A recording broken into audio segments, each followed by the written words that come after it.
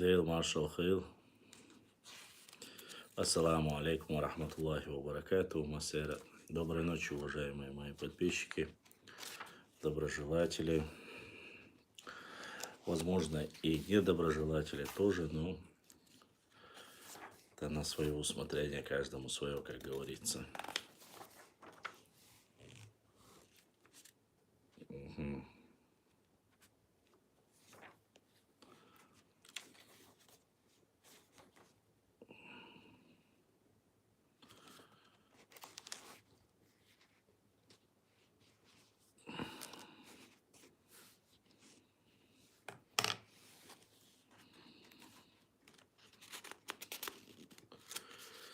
Так, я готов к труду и обороне. Вот. Сделать эфир Инстаграм нам не удалось, к сожалению. К сожалению, не удалось. Программа Инстаграм недружелюбно относится к нам, так сказать. Но будем наслаждаться тем, что есть.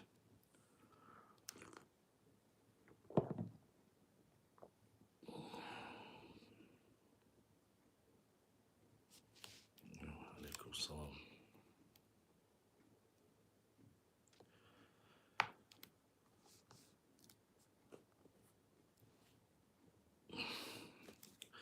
Есть тема. Если вы хотите, мы можем отвечать на вопросы. Если хотите, можем зачитать что-нибудь интересное из истории, как говорится, нашего народа. На ваше усмотрение все, что вы пожелаете. Мы можем провести чисто дискуссионный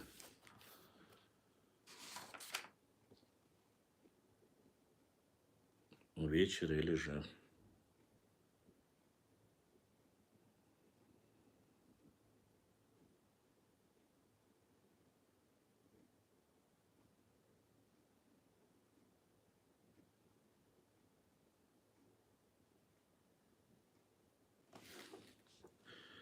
что eigenlijk die doen we dan wel.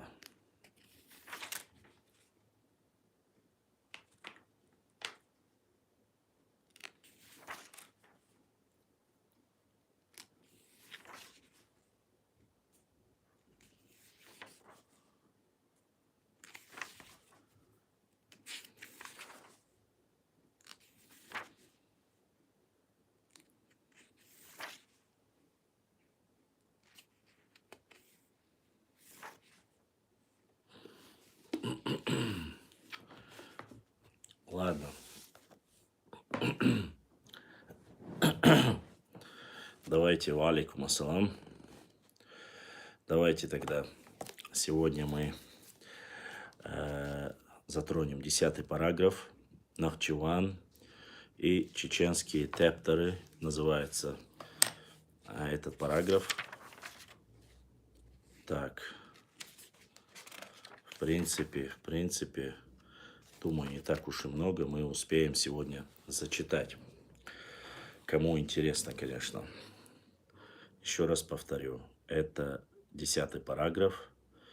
Нахчиван и чеченские тептеры, нахчийские тептеры. То обстоятельство, что в основе названия Нахчиван лежит этническое имя Нахче, ставит Коты Чукаев. Сам лично не знаком.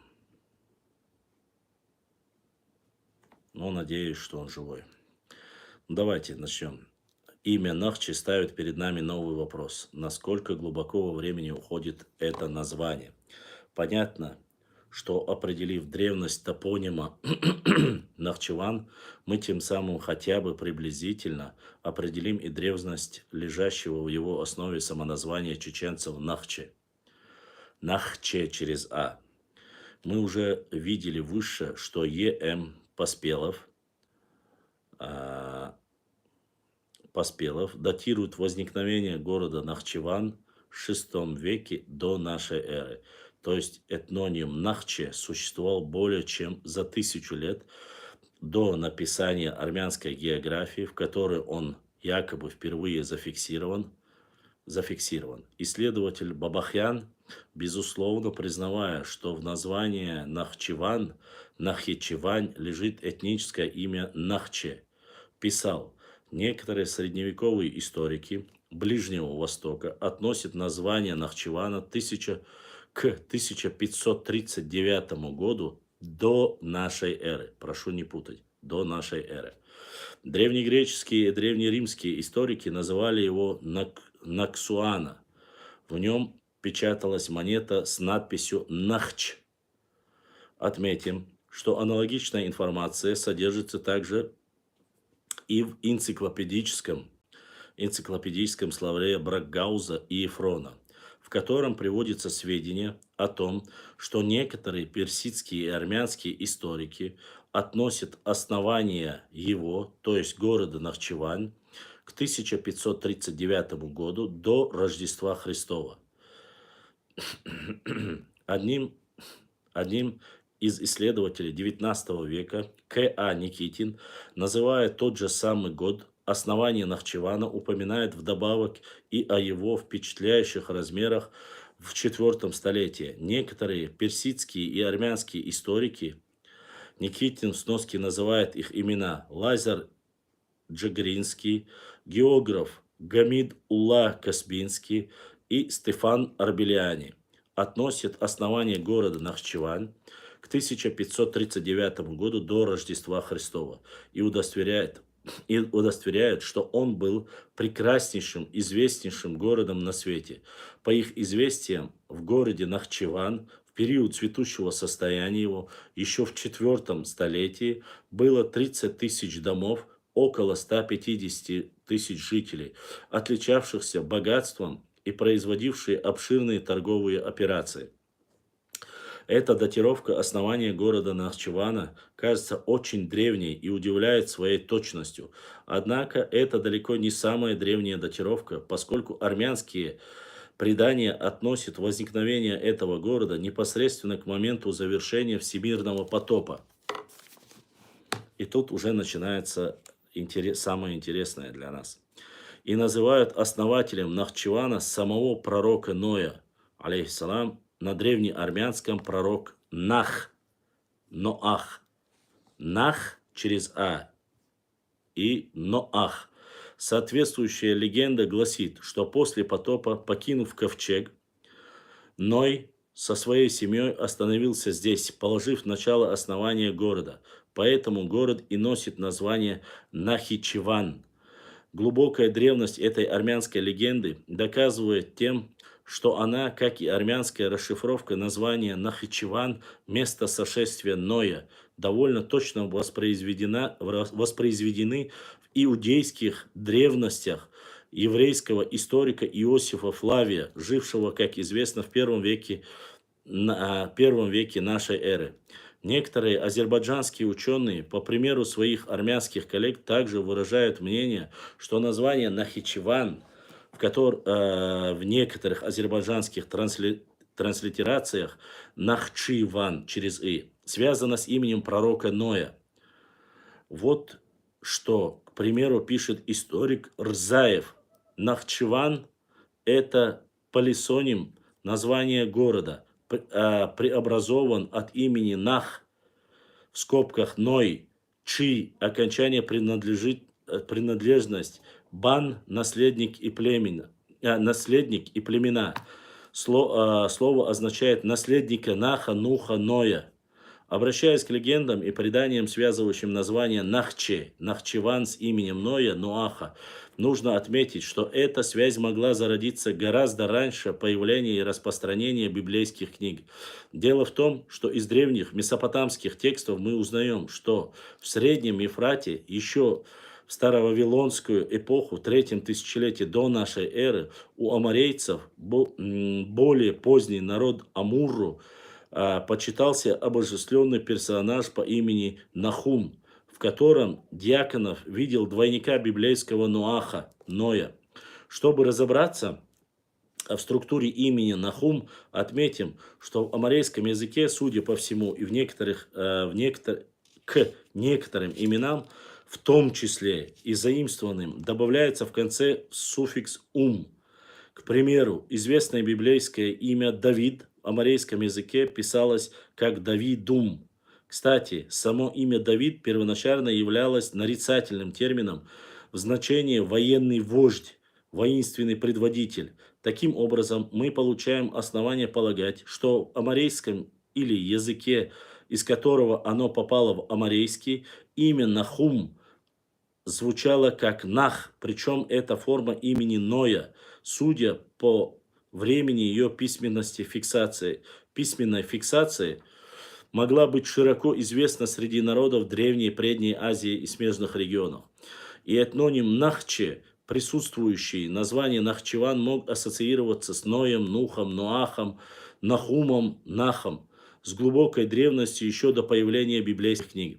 Возвращаясь к армянской легенде, которую трактует название Нахчеван, Нахичеван, Нахичевань, как место высадки Ноя, укажем, что существование в древнем мире сразу 5 городов с названием Нахчеван и Нахчаван, расположенных весьма далеко друг от друга, делает такую расшифровку несостоятельной, чтобы не сказать курьезной. В самом деле, не мог ведь каждый из них 5 древних городов быть местом высадки Ноя. Вследствие этого армянскую расшифровку названия Нахчеван следует отнести к разряду так называемых народной этимологии. Нахчеван, Нахичевань в Азербайджане, как явствует из древних и современных свидетельств, является очень древним городом, но его название связано с именем пророка Ноя не напрямую, а опосредственно, через этническое имя Нахче, которое связывает его с носителями-чеченцами с именем пророка Ноя, Нух, Ноах, Нах, Нох. Связь этнонима Нахчи с названием Нахчеван письменно закреплено и также и в старинных этногенетических преданиях самих чеченцев, так называемых тептерах, 2 из которых, совпадающих за исключением отдельных деталей между собой, были связаны воедино, переведены с арабского языка на русский и опубликованы Н.С. Семеновым в конце XIX века. Семенов отмечал, что в его распоряжении имелось 4 рукописи, тептеры, написанные по-арабски и рассказывающие о происхождении чеченцев. Одна из них принадлежала жителю селения Нажаюрт Шахбулату, другая жителю селения Яраксы-Аух, Ауховского общества Мулле Тимурко Урусханову, третья жителю селения Цонтарой Мулле Арсонуко и четвертая бывшему ичкерийскому кадию Шамилю Каратаеву. По словам Н.С. Семенова, первые 2 рукописи, принадлежавшие Шахбулату и Тимурко Урусханову, сильно разнились от 2 последних, принадлежавших Мулле Арсонуко и Шамилю Каратаеву, не будучи также сходным и между собой. Последние 2 рукописи Муллы Арсонуко и Шамиля Каратаева расходились между собой лишь в некоторых деталях. Из всего собрания рукописей Н.С. Семенов опубликовал перевод Тептера. Шамиля Каратаева с использованием также данных из текста Муллы Арсонуко. Перевод по его просьбе сделал знаток арабского языка полковник Чернышов. Судьба других 2 тептеров, которые по своему содержанию значительно отличались от переведенных на русский язык, нам, к сожалению, неизвестны. Опубликованный Н.С. Семеновым тептер заканчивается следующим указанием. Эта летопись составлена в год появления нашего великого имама Гази Мухаммада Гимрийского в 1244 году после гиджры, который впоследствии после 3-го намаза в понедельник 12-го Раббиль-уль-Ахира 1248 года гиджры умер мучеником в рукопашном бою во время сражения с неверными. Таким образом, Составление или переписка более раннего оригинала, размираемого нами Тептера, датируется 1828 годом, то есть годом провозглашения Гази Мухаммада Гимрийского имамом Дагестана и Чечни.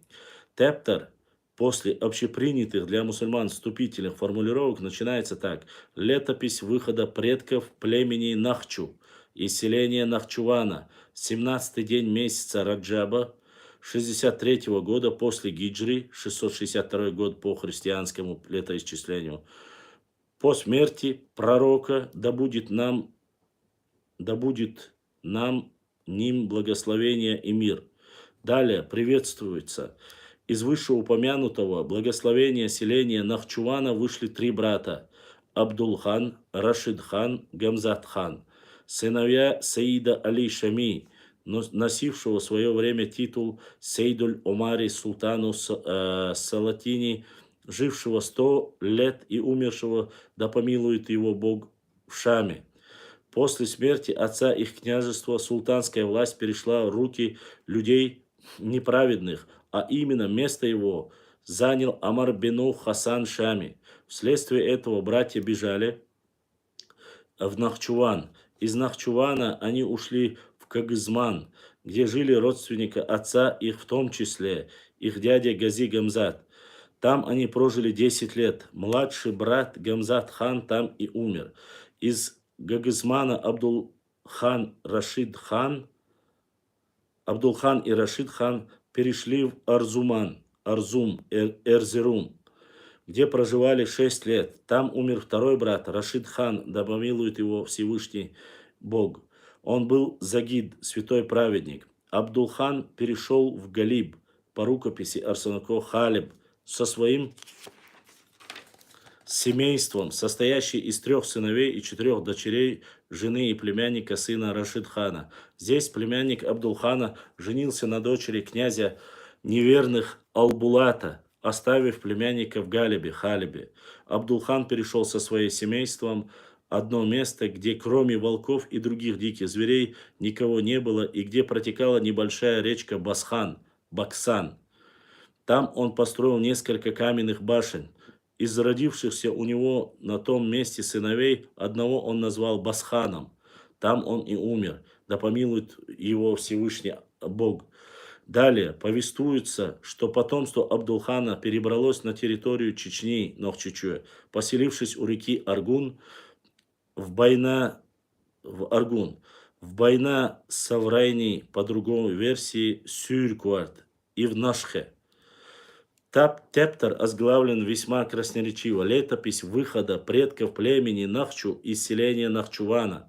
Название Тептера совершенно недосмысленно переводит связь между самоназванием чеченцев Нахчу с названием города Нахчуван, Нахичеван. Тептер этот, как уже отмечалось, составлен или переписан с более раннего оригинала в 1828 году. И таким образом на предание чеченцев о связи этих этнического имени Нахчи с названием города Нахчеван, приведенным в том Тептере, не могли повлиять более поздние научные публикации на эту тему.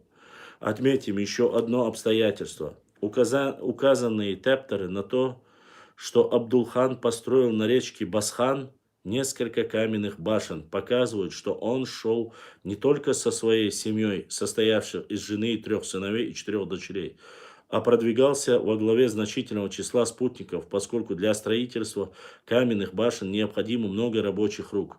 Да и смысл не было строить несколько каменных башен для одной семьи. Для одной семьи хватило бы и одной башни. Судя по всему, Абдул-хан вел на север не только своих домочадцев, но и значительное количество других людей. Но, конечно, это только предположение. В дальнейшем мы еще вернемся к содержанию опубликованных Семеновым Тептеров, чтобы проанализировать упоминаемые в них топонимические ориентиры продвижения предков племени Нахчу или их части в Предней Азии и на Северный Кавказ. Данный материал, составленный материал, использовались рукописи и материалы авторами Бабахян, энциклопедический словарь Брагауза и Ефрона, Никитин К.Р., Дорогам Гера армянские легенды и предания, Иосиф Флавий иудейские древности, Рзаев племена Нахиры этногенеза древнего Нахчевана, Дьяконов И.М. Амареи, Шифман И.Эш государство в системе социальных институтов в Древней Палестине, Савельев Е.П. древняя история казачества, Семенов туземцы Северо-Восточного Кавказа. Вот 10 источников, которые непосредственно мы описали о Нахчевана. Я понимаю, мне многие, даже наши, как говорится, мне многие пытаются, наши даже,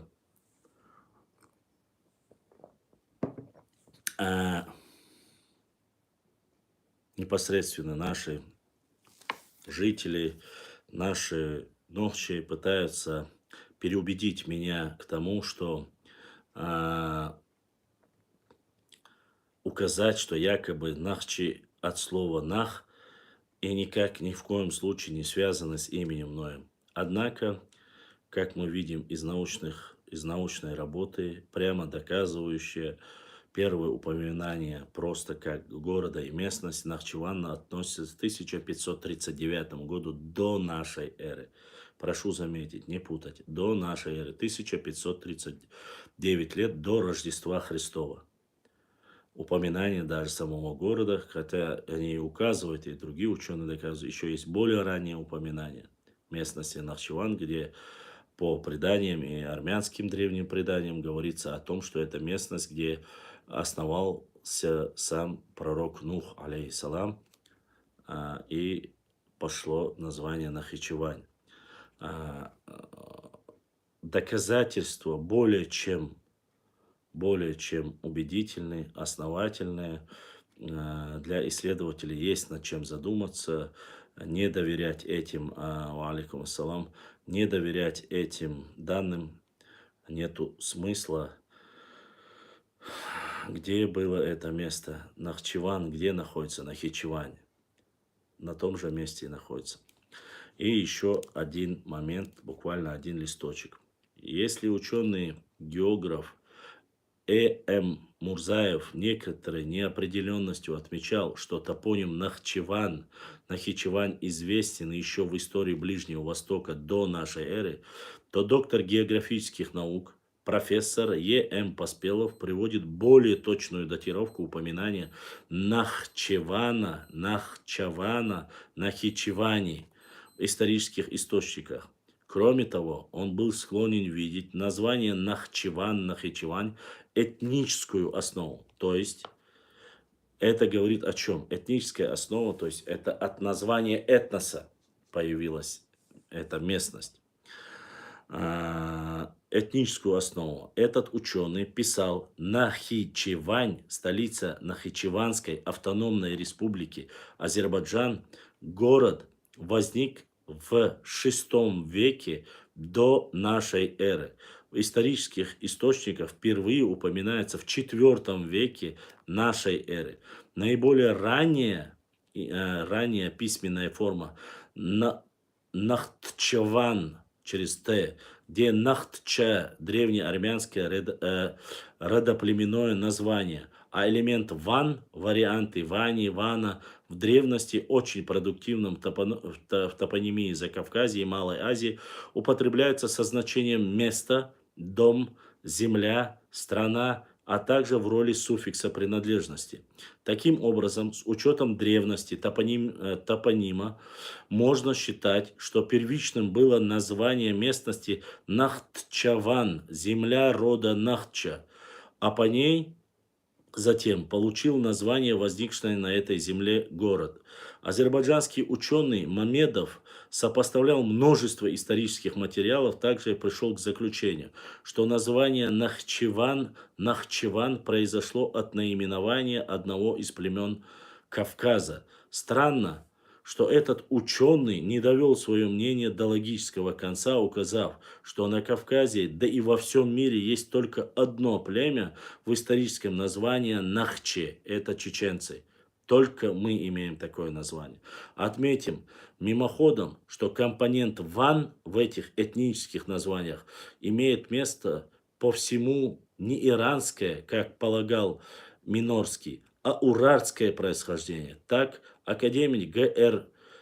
Капацанян, возражая тем, кто выводил термин «аван» значение село, городок, из персидского, категорически заявлял, что оно является природным, доармянским, точнее халдским, то есть урартским словом, которое получилось из урартского «эбани» – страна, закономерным фонетическим переходом в халдский «б» в армянское «в», как, к примеру, уральскому Биана стало армянским названием города Ван.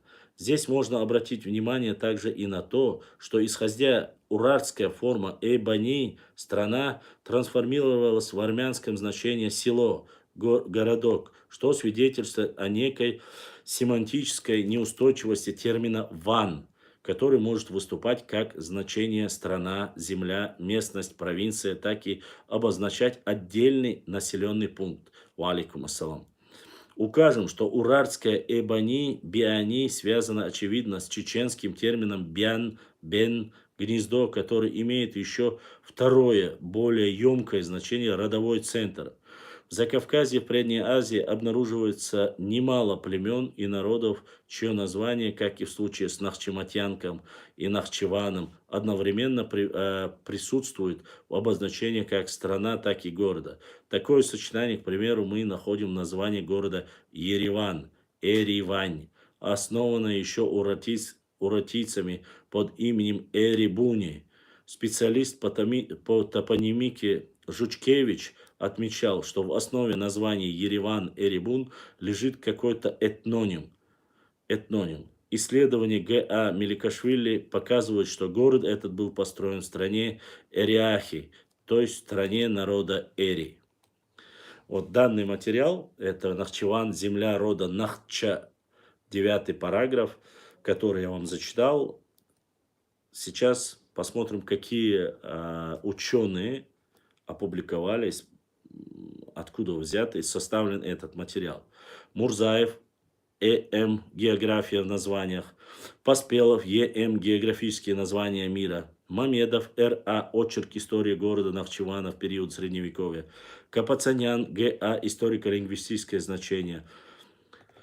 Вот, Петровский, Б.Б. Ванское царство Урарту. Жучкевич, общая топонимика. Меликашвили и Тесаев.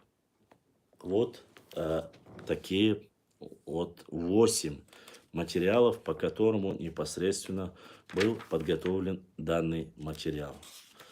Вот.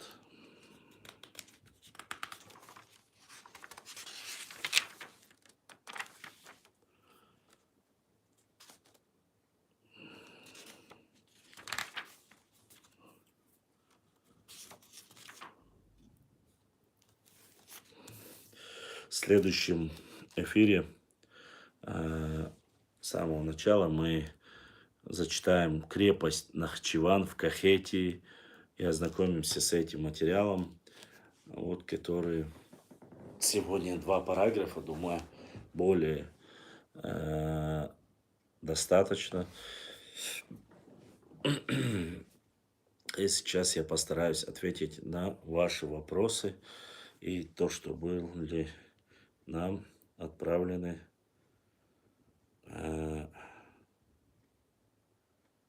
по нашему WhatsApp номеру и Telegram номеру. Если, конечно, вопросы есть. Так. Расул Нахчиче основан отсюда расселились анклавами на территории современной Турции, Армении, Персии, Азербайджана и на север до Воронежа. Беда в том, что не было монолитного государства, а были анклавы. Башлам, термин бузуртановщина, введенный еще в научный... Бузуртановщина Так, ответим на вопросы. Мало кто верит, а не только. Так, Генрих, да. Были бы лучшие, именно чтобы Аллах позволил. Так, давайте последний вопрос. Ну, про термин бузуртановщина я не знаю. Может и был, может и введен, может не введен. Я не пользуюсь этим термином. Вот. Что касается остального, конечно, мы можем говорить о многих вещах. Касаемо ковчега, здесь, конечно, вопрос очень непростой. Доказательной базы, кроме как гипотез, нигде нету. Да и пока никем не доказано. В любом случае, будь это Азербайджан, будь это северокавказский, восточная часть Северокавказа или центральная часть Кавказа, это не такое далекое уж и пространство для передвижения. А логически прослеживается географическое распространение или ареал проживания нашего народа от непосредственно Нахчевана до Баксана, реки Баксана. Это не такое большое расстояние. Это не тысячи и тысячи километров, чтобы говорить. Это расстояние одного общего Кавказа. Поэтому вполне возможно. Что думаешь про вероятно найденный ковчег в Чечне? Он не найден. Кто сказал тебе, что найден ковчег? Вероятно, я по ковчегу говорил и говорю. Никто не нашел нигде ковчега. Есть гипотеза, есть предположение, что он здесь. А есть гипотеза непосредственно, что она в Армении. Нынешняя, получается, это в Турции. Поэтому ни там, ни здесь никто не смог ни найти, ни доказать. Везде только гипотезы и предположим. Башлам, есть место Хой в этом мире еще? Я нет, не слышал, честно сказать. Все, что связано с Хуай, Ламан, Хуай и с Хуаем, Хуай, Руай, Луай, это вот только на нашей территории, насколько я знаю. Не знаю, есть ли в другом месте. Я, по крайней мере, не слышал. Тайпан Хо не бывает. Хуай бывает Тайпан. Да, Луха это будет ковчег, у многих подгорит и ищет хла. Да. Если это будет так, то, конечно, подгорит. Но старание пытается человек доказать, пытается без таких энтузиастов ничего бы и не было, честно сказать. Поэтому это необходимо знать и доводить до всех.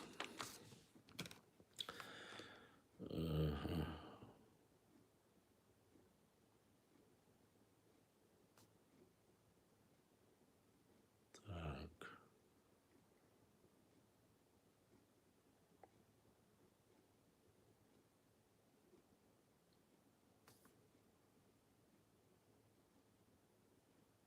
Сто 84.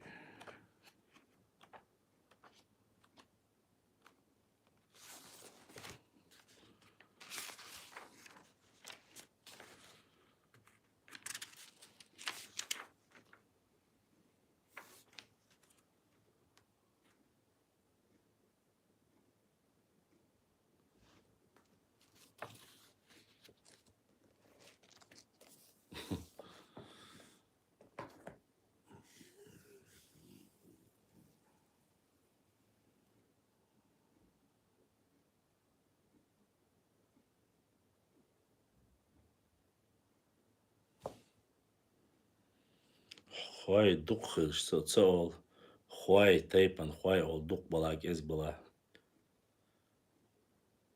Пошла, ты наших братьев поздравлял с 30? Да нет. С чего вдруг? Я не ездил, не поздравлял, с чего мне кого-либо поздравлять. Кто меня поздравил, кто меня вспомнил. Всех, кто меня поздравил, я поздравлю обязательно. Ho tape, that's Huaydo tape.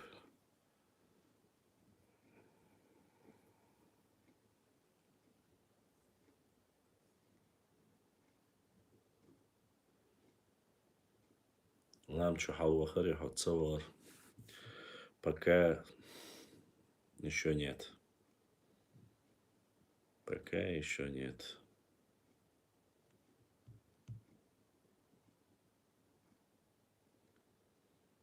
В горах в этом году я еще не посчастливилось побывать.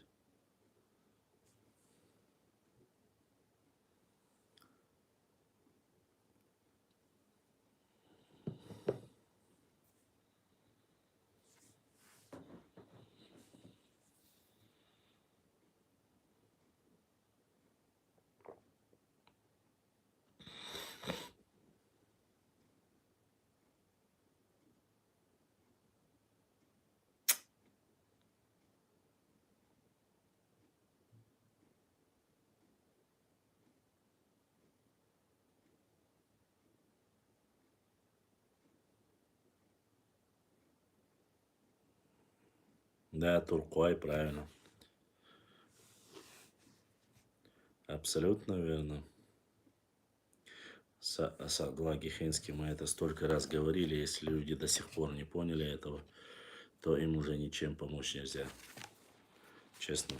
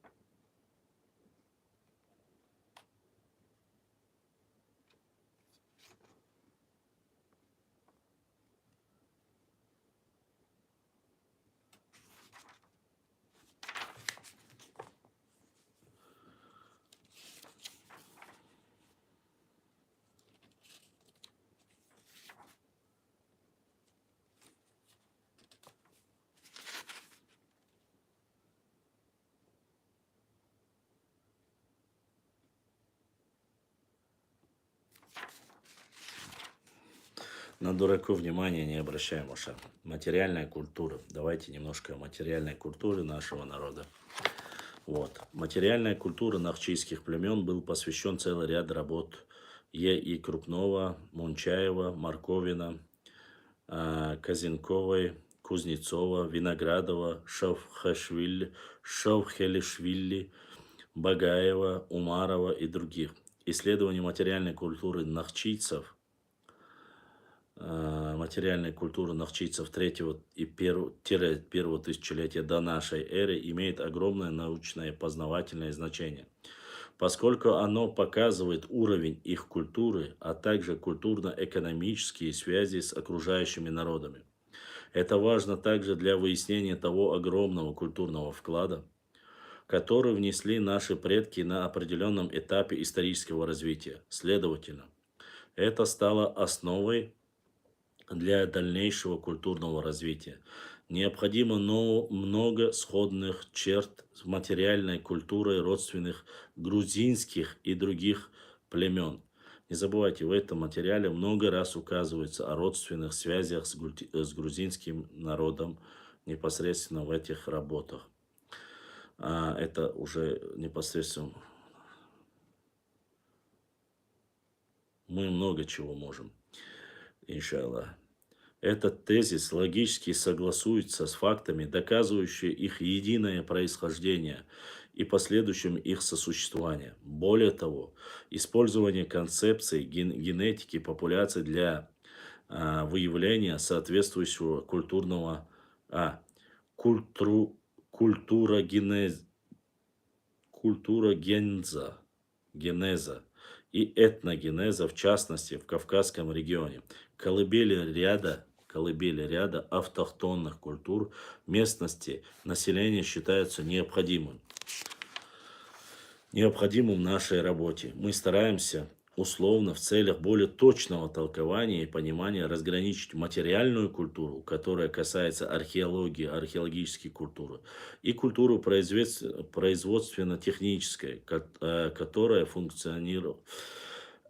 функционально связана с хозяйственной деятельностью человека, поселения или жилища, орудия труда, транспорт, одежда, оружие, растениеводство и так далее. Так называемая производственная техническая культура. Естественно, оно взаимодополняет друг друга. Через определенное время последнее становится археологической культурой и так далее. Таким образом, археологическая культура нам выделяется как реликты, застывший в определенный момент факт синхронии и как бы материальный след этноса. В свою очередь, производственно-техническая культура – это где-то использующееся орудие труда в воспроизведенном процессе как культура, этнодиахронная культура. Вот так сказать. Очень много моментов, где упоминается очень сложная терминология, но мы попытаемся, по крайней мере, указать вам и объяснить. Здесь речь идет о материальной культуре, все, что использовалось для быта, жилья, проживания, использованных материалов и тому подобное. Непосредственно материальная культура указывает культуры и ценности того этноса, который представляет автохтонный народ на данной территории. Вот. И археологическая культура. Под археологической культурой мы понимаем единство форм материальной культуры, непосредственно которую мы обсуждали с вами ранее. Обрядов погребения, то есть как хоронили, все эти процессы.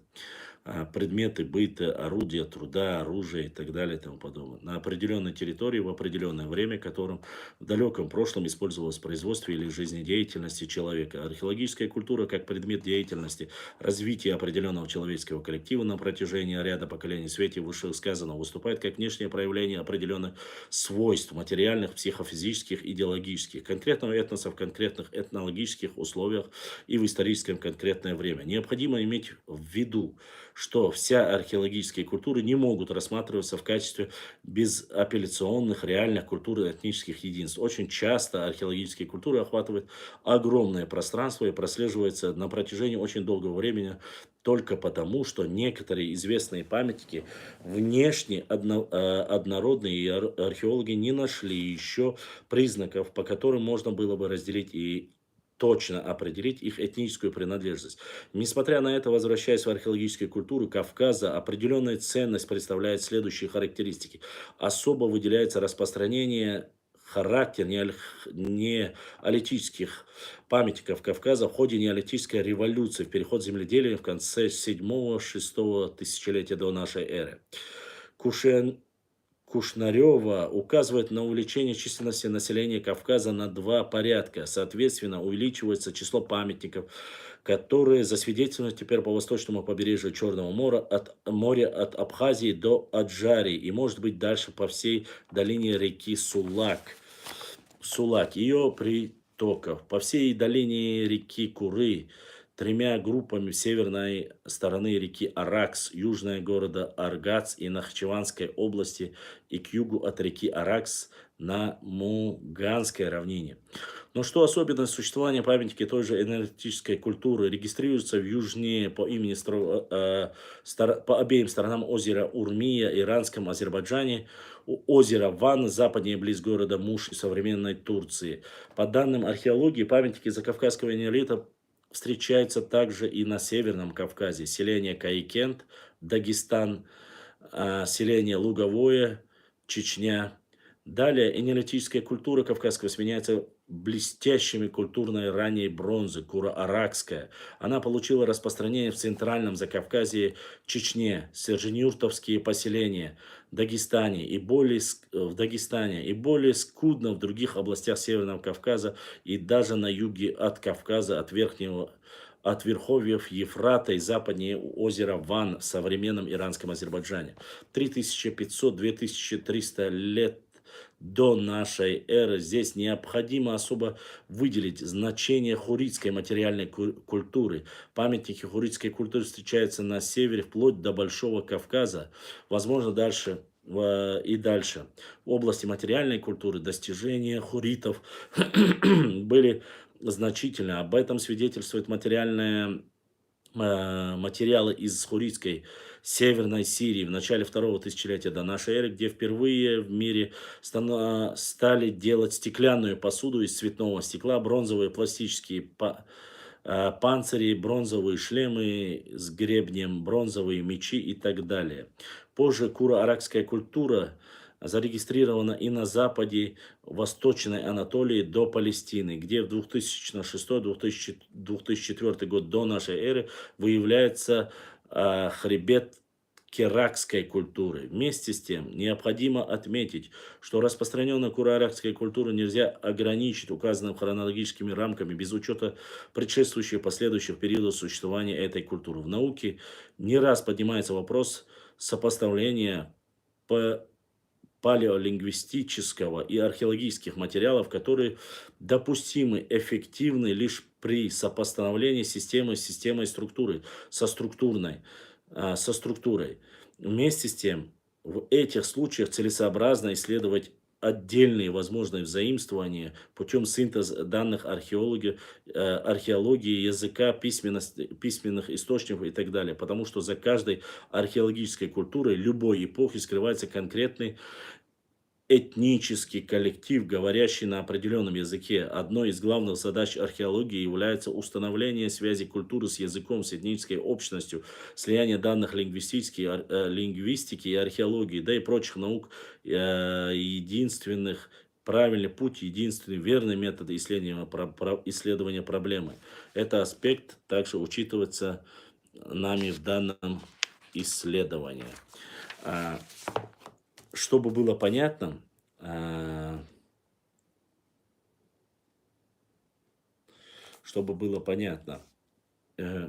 данный материал предшествует материальной культуры, которая непосредственно находится на территории Чеченской Республики. Чтобы вы понимали, мы говорим и о Кавказе, конечно, в общем, и о Ближнем Востоке. Само собой, после этого материала идет дальше. Мы зачитывали куро-аракская культура, которая занимала часть Чеченской Республики.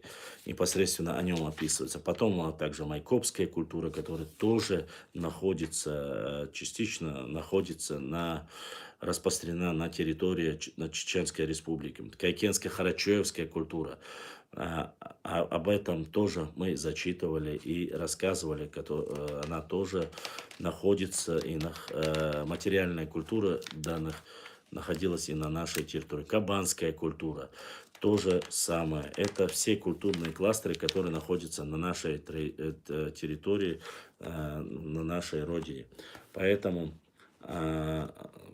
откуда мы взяли этот материал, кем это подтверждено, повторяться мы не будем. Это и Джамирзаев, и, само собой, остальных 7-8 докторов исторических наук и доктор исторических наук, академик, член корреспонденции Академии наук Грузии, доктор исторических наук Гвисиани, доктор филологических наук Чарашвили, доктор исторических наук Петросян, Чешко, Аратюнов. То есть это одни из самых известных ученых в ученом мире. Не то, что некоторые маразматики, которые пытались указать и опровергнуть работу ученого Джавахашвили, который является светилой, так среди историков. Башлам, ответь, брат, когда вернут наши земли? Не знаю, когда вернут, я не могу сказать. Во-первых, это провокационный вопрос. Во-вторых, я достаточно уже отвечал на этот вопрос и всем говорил. Э, такого формата вопрос никогда не задают, если кто-то не занимается провокацией. Всему свое время. Вот. Прекращайте вот писать Нахчмаххуай. Это для меня это абсолютно не имеет никакого значения. Я не говорю, что ты провокатор. Я говорю вопрос провокационный. А если вопрос провокационный, его может задавать и провокатор. Я не говорю, что ты конкретно являешься таковым. Что касается Нахчмаххуай, Шаруай, Аухуай, все они являются непосредственно представителями нашего народа, Нахчи народа. Поэтому, если мы будем говорить эти крутые, те остальные, нет, неправда. Только вместе, в единстве наша сила, в единстве нашего народа наша сила. Тогда, когда мы начнем дробиться и делить между собой, мы начинаем реально терять свое богатство, терять свою силу. Этого добиваются все наши враги, этого добиваются те, которые мечтают, просто спят и видят, как бы уничтожить весь наш народ. Задумайтесь и всегда думайте. Наше правило, которое мы всегда повторяем, для многих это стало некой мантрой, для многих достаточно образованных людей, грамотных людей, оно является информацией для будущего, которые должны всегда придерживаться одного самого главного правила. Деша, деба, даха, нохчикам. Это обязательно формулировка это послание на будущее нашего народа. Все время воевать, все время делиться, все время вот это вести ненужные дискуссии, этого нельзя допускать. Если вы будете дальше учиться, значит, будет место становлению всегда, мудрость, государственность, все это можно сохранить, если есть кадры. Деба, при размножении нашего народа, алейкум ассалам, при возрождении нашего народа будут отсутствовать элемент того, что нам нужны специалисты из других мест, или там нет у нас свободной вакансии, наша земля будет заполнена именно представителями нашего народа, которые являются исконным автохтонными народами этой земли, без всяких пришлых, инородных и так далее и тому подобное. Даха, жизнь, важный элемент всего бытия, который существует, который даровал нам Всевышний Аллах. Люди не появляются на свет для того, чтобы все время воевать или все время там погибать за чужие интересы.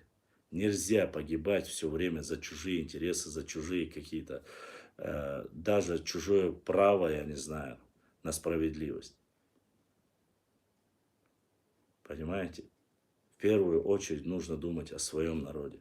Вы уезжаете, погибаете, там, я не знаю, где угодно в мире. В любых конфликтах, в любых драках. Мы не имеем, вы погибаете, а ваше место занимает какой-то пришлый неизвестный какой национальности, который через 3-4, может быть, 5-7 поколений начнет говорить, что это вот мои там 7-е колено здесь жило, значит, это мое по призванию. Нет. По призванию это не твое. Ты, может быть, и гражданин этой республики, но у этой земле всегда были хозяева. Это автохтонный народ, который проживает и проживал здесь. Свято место пусто не бывает. И когда мы говорим какие-то важные вещи, вы даже не слушаете, о чем вам говорят. Вы заинтересованы женами Ермолова, которые нас не касаются. Будь он проклят трижды, гореть ему в аду, говорить о Ермолове, что сделал хорошего. Да, он сделал хорошее в истории России. Возможно, как наместник, как тиран на Кавказе, он, может быть, что-то и сделал для России. Но для нас, кавказцев, как таковой, он не сделал ничего хорошего. Особенно для нашего народа. Я не утверждаю, не говорю, что мы были всегда во всем правы там, и так далее и тому подобное. Но есть общечеловеческие понятия. Мы же не называем каждого, кто пришел там тираном. Были и люди, которые были с человеческим лицом. То есть пытались объяснить общую а, политическую карту на данного момента. И поэтому многие даже сейчас неугомонные представители начинают говорить, что якобы Ермолов смог утихомирить и устаканить там чеченцев или кавказцев. И для меня этот человек не является эталоном чего-либо. Вот. Даже для, в кавычках, усмирения Кавказа. Вот. Это не говорит о том, что, конечно, если он там, Ермолов был плохой, что Баталпаша какой-нибудь турецкий был бы лучше. Ни в коем случае. Я не уверен и не могу сказать однозначно, что он был бы лучше. Каждая государственная политика, которая проводилась на Северном Кавказе, она трактует свои правила и берет себе, ва алейкум ассалам, ва рахматуллахи ва баракатуху.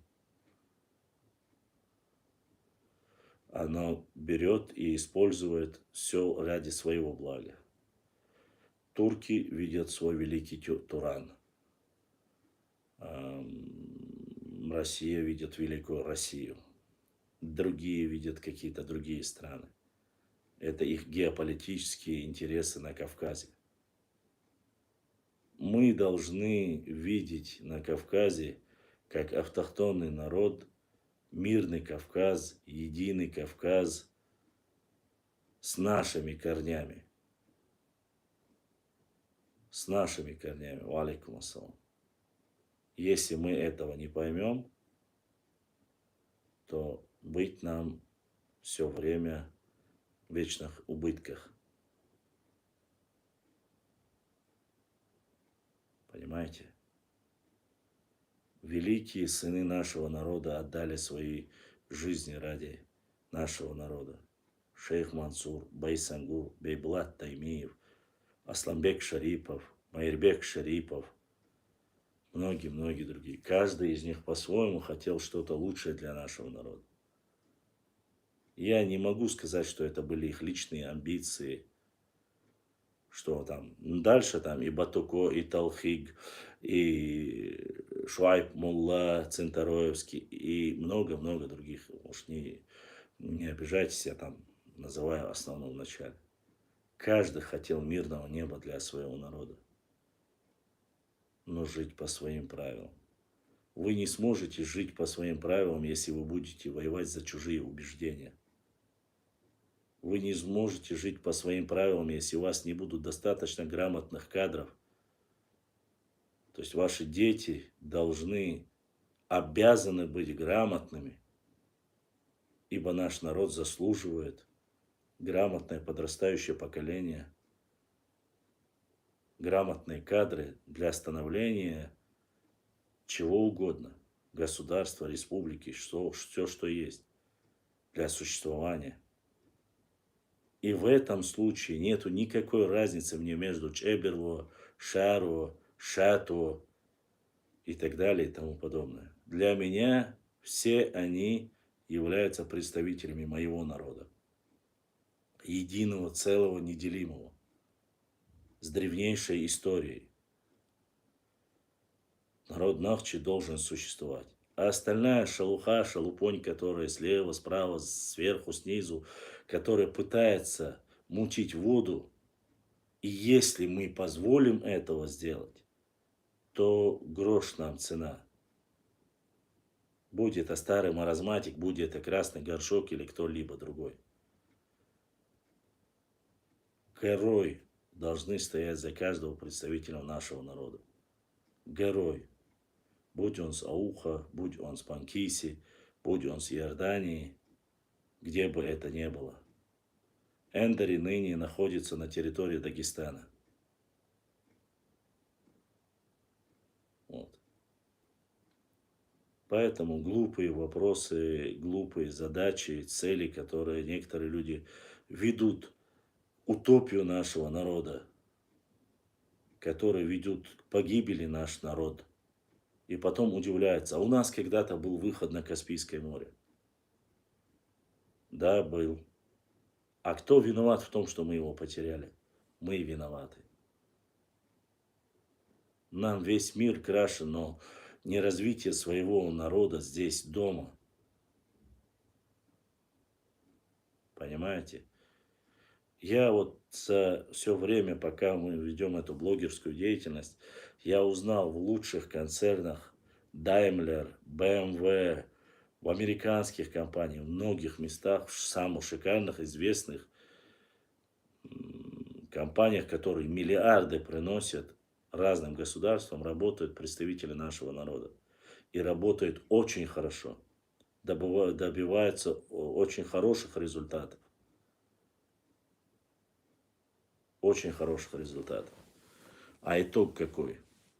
Итог такой, что они в пучине неизвестности просто-напросто уходят. А процветает эта компания, где они что-то делают. Для нас это ничего не дает. Я восхищаюсь всегда людьми, которые что-то отучились, там, стали миллионерами. Даже если они не живут, они строят у себя дома а, у себя дома строят дома, села, мечети, дороги, что-то делают для себя, для нашего народа. Я всегда даже если они никогда не приедут, но дома дом есть. Дома есть основа всего. Если бы каждый тейп на своей родовой горе постарался бы построить башню, исторический памятник, я не знаю, что-либо, как это сделали наши братья, представители нашего народа Пешхвай. Вот есть у каждого возможность, есть. Но сделать что-то общее или сделать самому себе, вот эта вот философия в нашей голове, то, что построили представители, ну, я как пример приведу, Тайпа Пешхой, оно останется не как родовое там имение того или иного, там, Якубовых кого-либо, но как одно из самых прекраснейших мест в горах Нохчичуэ, как культурный комплекс, которые сделали все, чтобы сделать Пешхуалам одним из красивейших мест. Или там Нашхуалам, Аларвай, Бенуай, без разницы, любой тейп. Делайте побольше таких красивых мест в наших горах. В Шарое, в Чеберлое, в Тумкали. Терлоевцы тоже сделали, у них комплекс есть. Место, где общество, весь твой тейп и весь твой народ может поехать и восхититься этим местом. Это для нас, для общего дела. Если, конечно, есть возможность. А людей, которые есть возможность, очень немало. Сегодня Аллах даровал это. Опять же, если мы возвращаемся к глобальным каким-то проектам, ну, само собой, я про Хуай молчу. Великолепная башня.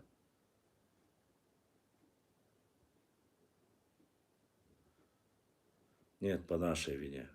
Не спорь. По нашей вине.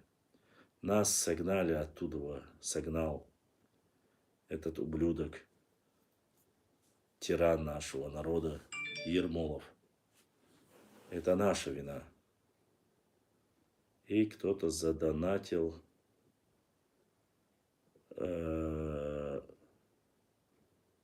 из братьев, я не знаю кто, да, Саудуэл, ну, кто-то задонатил в любом случае. Дагмяля чунтир да Саудуэл хузинер.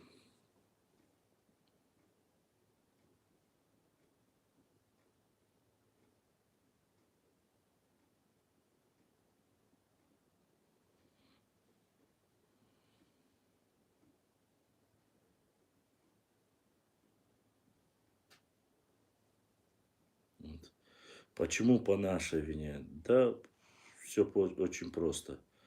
Наша вина в том, что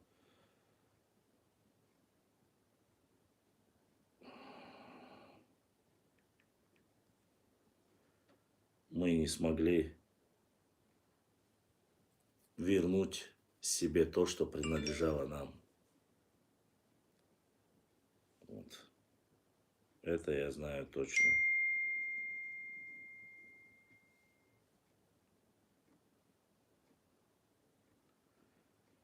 Но мы не потеряли же не только выход к нему. Мы много чего потеряли. Поэтому, не знаю, у каждого свое. Каждому свое. Между Речи Терека и Сулака мы потеряли. Башлан. Видимо, территории Нохчи доходили до Хунзаха, горой часть. Я не могу сказать, что они доходили до Хунзаха. Это такой информации у меня нету. Ибраим, тут я с тобой соглашусь. Тут я с тобой соглашусь. Были бы хорошие соседи, хорошие братья, этого бы не произошло. Но свято место пусто не бывает. Нет, Хуай и Хай это не одно и то же. Хай это армяне, Хуай это чистые ногчи. Не сравнивайте, у нас нету ничего общего с армянами. Гейнс, силы были неравны, нет. Дело в том, что соседи оказались некоторые проворными. И заключив договор, получили эти места. Вот. Огромное спасибо моему брату Умару, который сегодня задонатил, и благодаря ему мы, Умар Шаройский, сегодня можем свободно делать эфир. И большая благодарность всем братьям, которые поддерживают наш канал. Сегодня мы получили еще поддержку книги от нашего еще одного брата. Я надеюсь, что в дальнейшем мы сможем использовать. Исторические книги есть, среди них хорошие. Вот, и мы их будем использовать. Тот самый зловещий представитель Салам Удауев, который тоже является недовольный работой нашего чеченских исследователей. Башлам, ты не ответил на предыдущий вопрос. Как думаешь, наши земли были до Азербайджана или оттуда мы расселились и отсюда? Нет, я не могу сказать, что, видишь ли, по этим тептерам, которые я зачитывал вам материал, я думаю, что потихоньку под натиском мы расселились без единого центра, без единства, которое у нас в основе всегда отсутствует. Мы расселились дальше, как говорят наши тептеры, переселились дальше к Баксану. И вот от Баксана уже обратно. Думаю, что все было так, как говорится. Да, Хвай это стражники, пограничники, стражники. Вот. Поэтому ареал расселения, если мы говорим правильно, логически, то мы расселились от озера Ван дальше на, получается, это северо-запад, так кажется. На северо-запад переселились. Уже северная часть, Баксан. Если стать от озера Ван, верхняя часть, это так, к северной части мы переселились. Северо-восточный Кавказ, общая, если картину так, переселились туда. Я думаю, что область расселения все-таки была от озера Нахчеван. Но Азербайджана в то время не было вообще. Армении тоже в то время не было. Не забывайте, что речь идет до нашей эры. Ни этого государства, ни другого государства не существовало. Вот во времена Ноя пророка Ноха, алейхиссалам. Вот. Но опять же, говорить, что получили название каждый Нахчиван от народа Ноя, тут это как бы тоже логически неверно. Ну, первое название, четвертом веке нашей эры уже упоминание идет Нахчиван. В другой версии в VI веке, а по некоторым данным с 1539 года до нашей эры существует Ван. Но и об этом же говорил и востоковед, ныне покойный. Да, я понимаю, что в любом случае я бы не назвал, что Жириновский был настолько тупым именно в знании вопроса. Он же и указывал, и рассказывал, говорил много раз, упрекал и говорил, что область Нахчиван и автохтонный народ этой области являются Нахчи. Это говорил сам ныне покойный Жириновский. Еврей евреем, но человек далеко не глупый был. Конечно, без его пафосных высказываний, которые там политически занимался. Но с точки зрения знания истории, он был доктором исторических наук, вроде бы, если я не ошибаюсь, да, или доктор философии он был. Но он несколько раз указывал в различных передачах о том, что область Нахчиван и представители, которые жили там некогда, это были представители Нахчи народа. Ну, более ранее переселились, с тех пор эти местности заселены и армянами, и уже в дальнейшем армяне, азербайджанцы, это ныне другое государство. Мы не рассчитываем. Но есть некоторые ученые, которые утверждают, если, конечно же, Ноев ковчег будет найден в Веденском районе, Халид Ашаев, в смысле Милвар, это великий сын Нохчи народа, он публицист, драматург, много чего можно сказать о Халиде Ашаеве. Много лет наши доброжелатели пытаются нас раздробить, внушить, что мы откуда-то пришли. Нет, еще раз, нет, мы нахчи со времен пророка Ноха. Да, абсолютно согласен.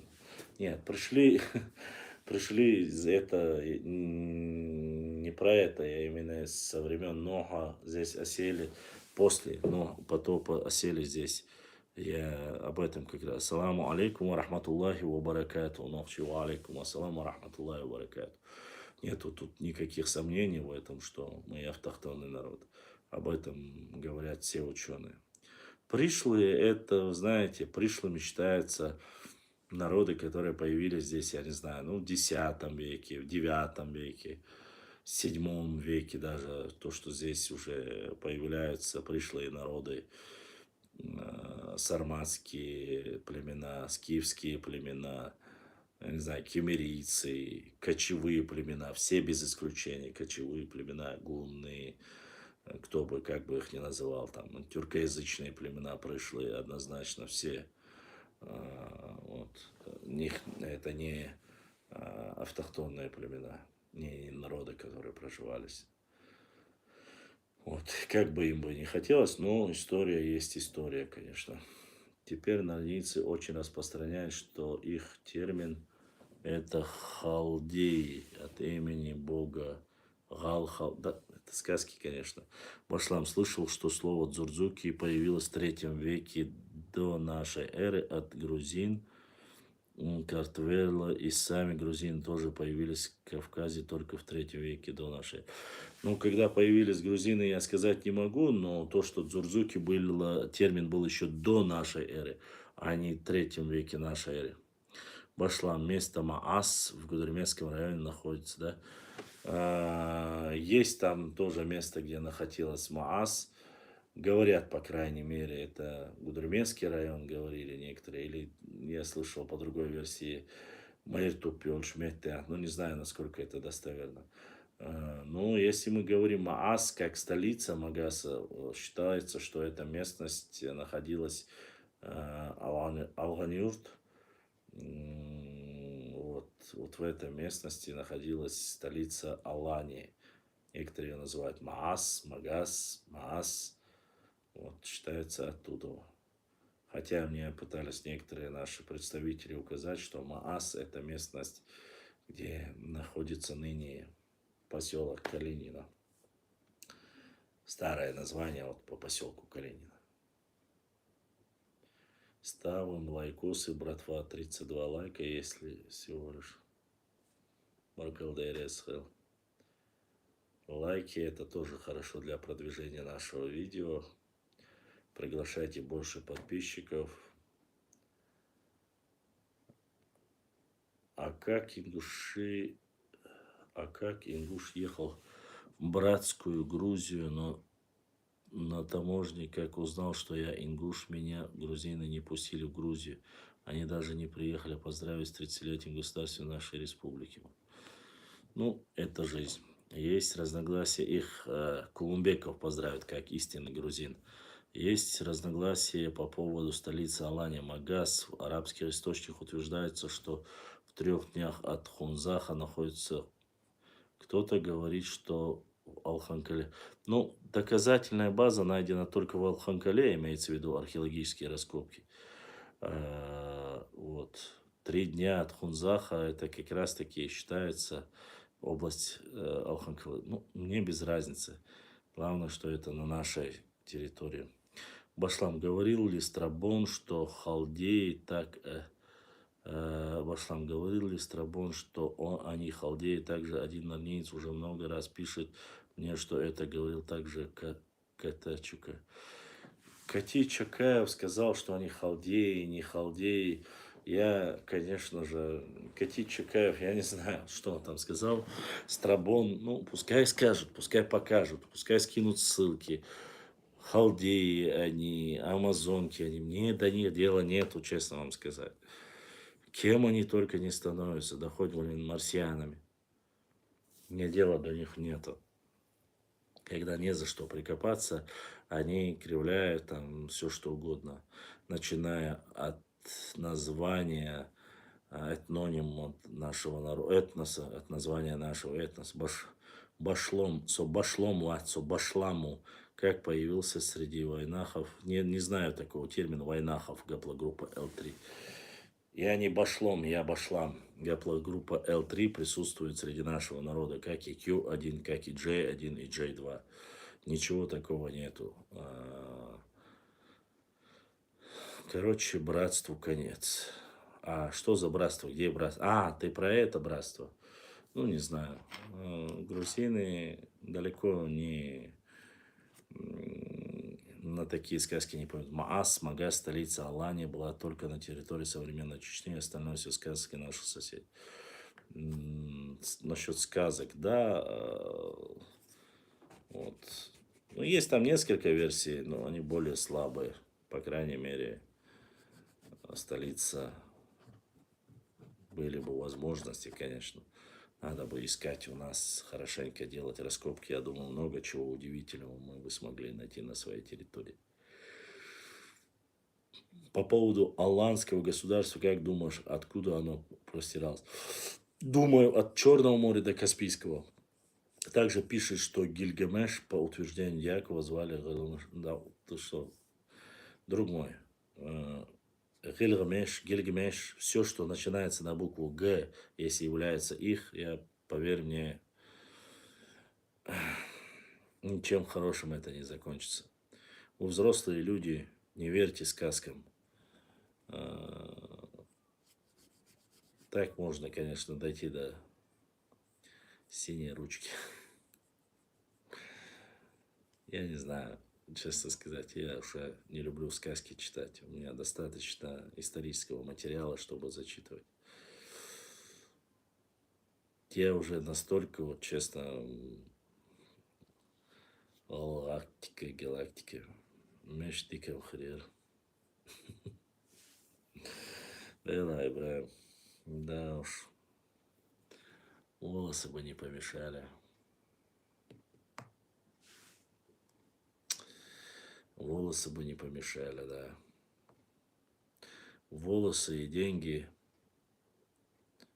пропорционально отсутствующие пока у нас. И то, и другое отсутствует. Он пишет, что диакон так пишет, это правда.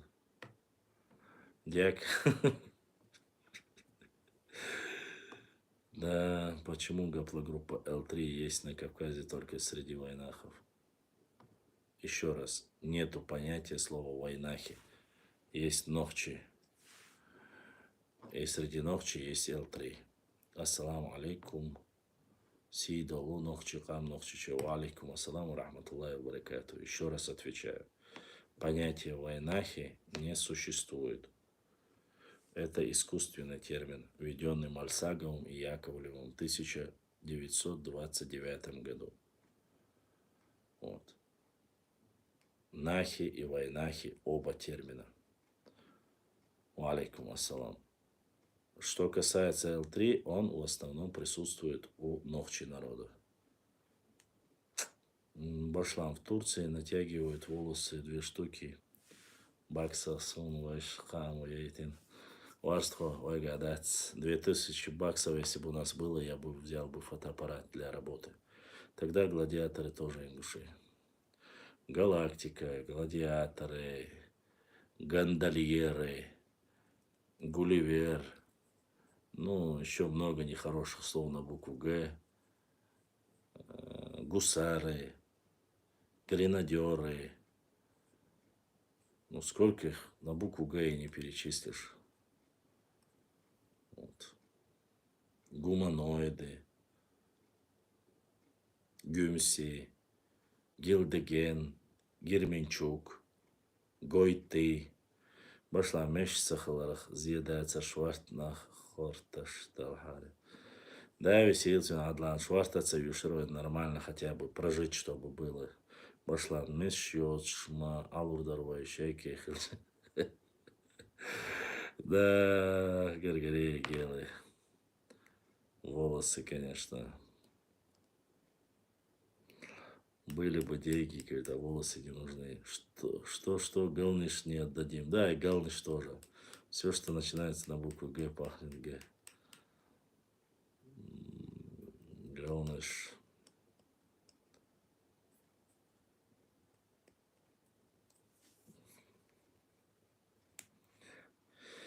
Гильгамеш что? Гергер халабах чахкант. Вот у Бузуртанова не то, что волос, но и борода не растет. Вот что действительно печально. С бородой проблем нету, поверьте мне, братья.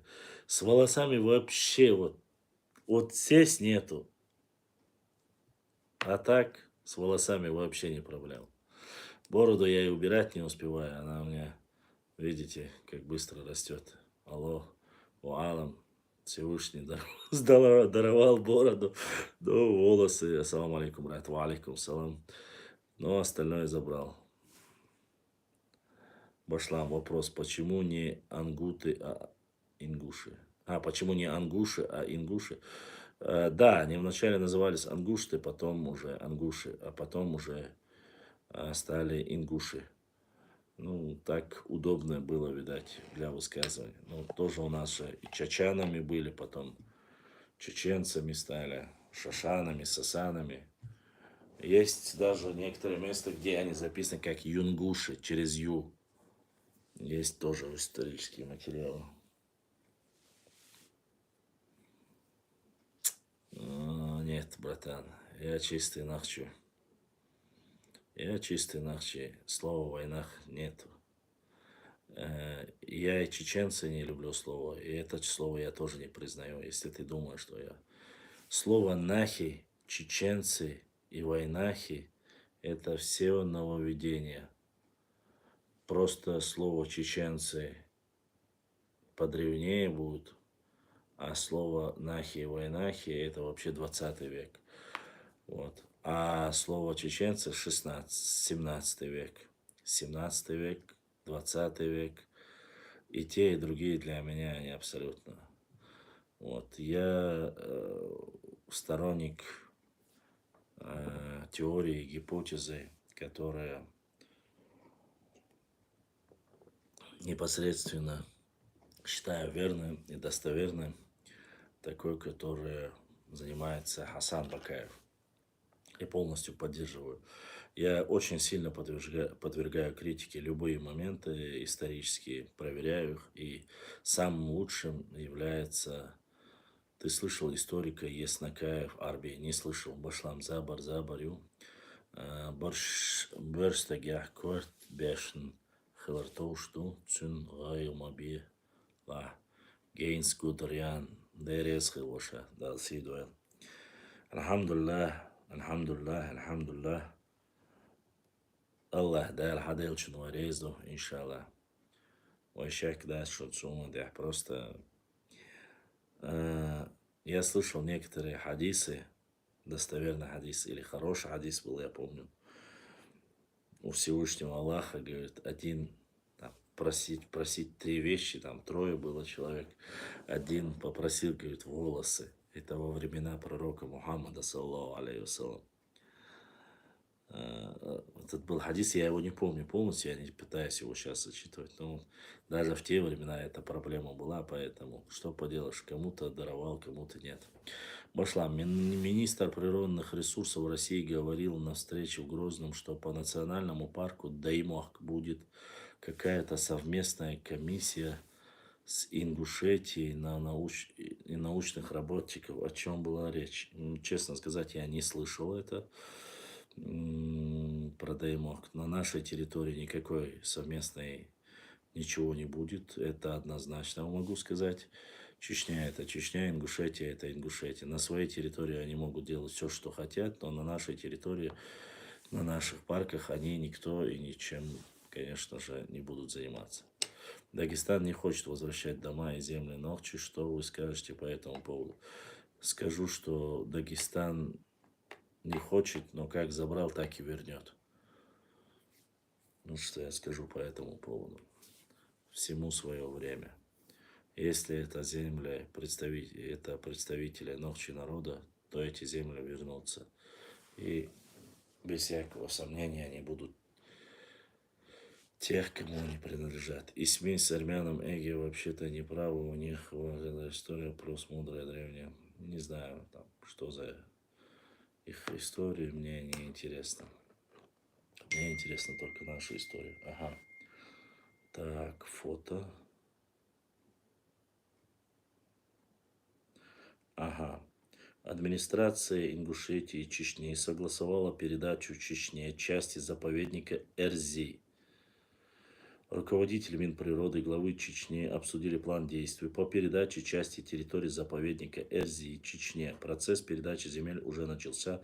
Накануне документы были подписаны ингушской стороной. Природный заповедник Эрзи находился в Сунжинском Джейраховском районе Ингушетии в 2018 году после изменения границ между чем примерно треть Эрзи оказались на территории. Это все, я понял этот вопрос. Это то, что они украли, вернули земли, это возвращение, ничего. В 2018 году подписан был договор по возвращению земель. Это вот как раз-таки об этом говорится. Если... Это те земли, которые у нас находились в Галанчожском районе. Так что все нормально. Документы природного РЗ, так в 2020-м власти сообщили о планах построить национальный парк Даймуак в горной части республики, куда входит часть бывшего ингушского заповедника.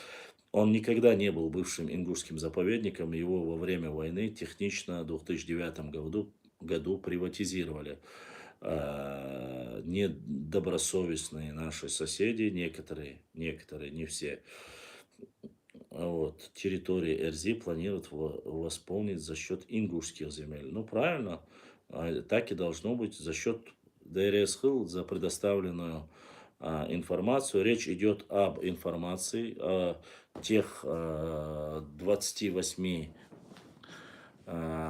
гектарах земли, которые технично в 2009 году во время еще контртеррористической операции, которая проходила во время прохождения, еще шла контртеррористическая операция по Чеченской Республике, земля технично обманным путем, по словам главы региона Евкурова, в то время экс-главы Республики Ингушетия, Евкурову, были подсунуты документы, которые он подписал, и обманным путем были украдены чеченские земли. Вот. Это всем стало потом, а, это стало известно чеченцам во время того, когда начали уже на 2018 году начали говорить, было дано указание с Москвы, чтобы все границы были установлены, спорные территории, границы, которые были между Ингушетией и Чеченской Республикой, были отрегулированы по тому же материалу, со сообщения Еша особо дела, по тому же материалу, который был поставлен между Дудаевым и Аушевым. С 8 селений спорных Чеченская Республика оставила Ингушетию. Это ныне Сунжинский и Малгобекский район, который теперь уже входит в состав Республики Ингушетия. Они были спорные. Это ранее они были территорией Чеченской Республики, но после этого договоренности они стали уже частью Республики Ингушетия. Верхняя часть, горная лесистая часть, так называемая Эрзи, которая находилась, которая была всегда все время, в советские времена, последние 200 лет ведения эти земли были чеченцы. В 2009 году, повторюсь снова, были незаконным образом прихватизированы, их вернули. Вот что произошло. Что касается, я не знаю, что-то у тебя какие-то там каракули, там маленькая Ингушетия, давайте о Дагестане. Давай ты не будешь рассказывать нам, о чем мы говорить, о Дагестане или об Ингушетии. Мы говорим о своей истории, о своей географии, проблемы, земельные проблемы решаются и решены с Республикой Ингушетия. Они уже закончены. С Республикой Дагестан они пока временно заморожены, но они тоже будут решаться. Это пока процесс, который там есть территории, которые спорные, касаемо Республики Дагестана и Чечни. Что касается Ауховского района, это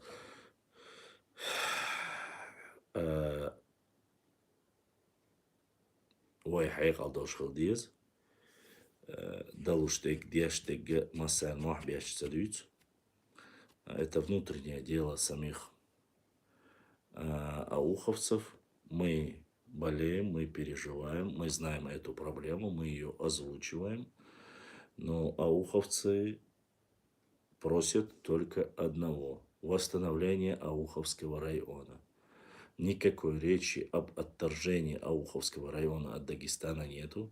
Они просят исполнить законное право, закон о реабилитации после возвращения в 1957 году с депортации представителей чеченского народа. Вернуть историческую справедливость, название Ауховский район и Ауховские села тем чеченцам, которые исконно принадлежат эти земли.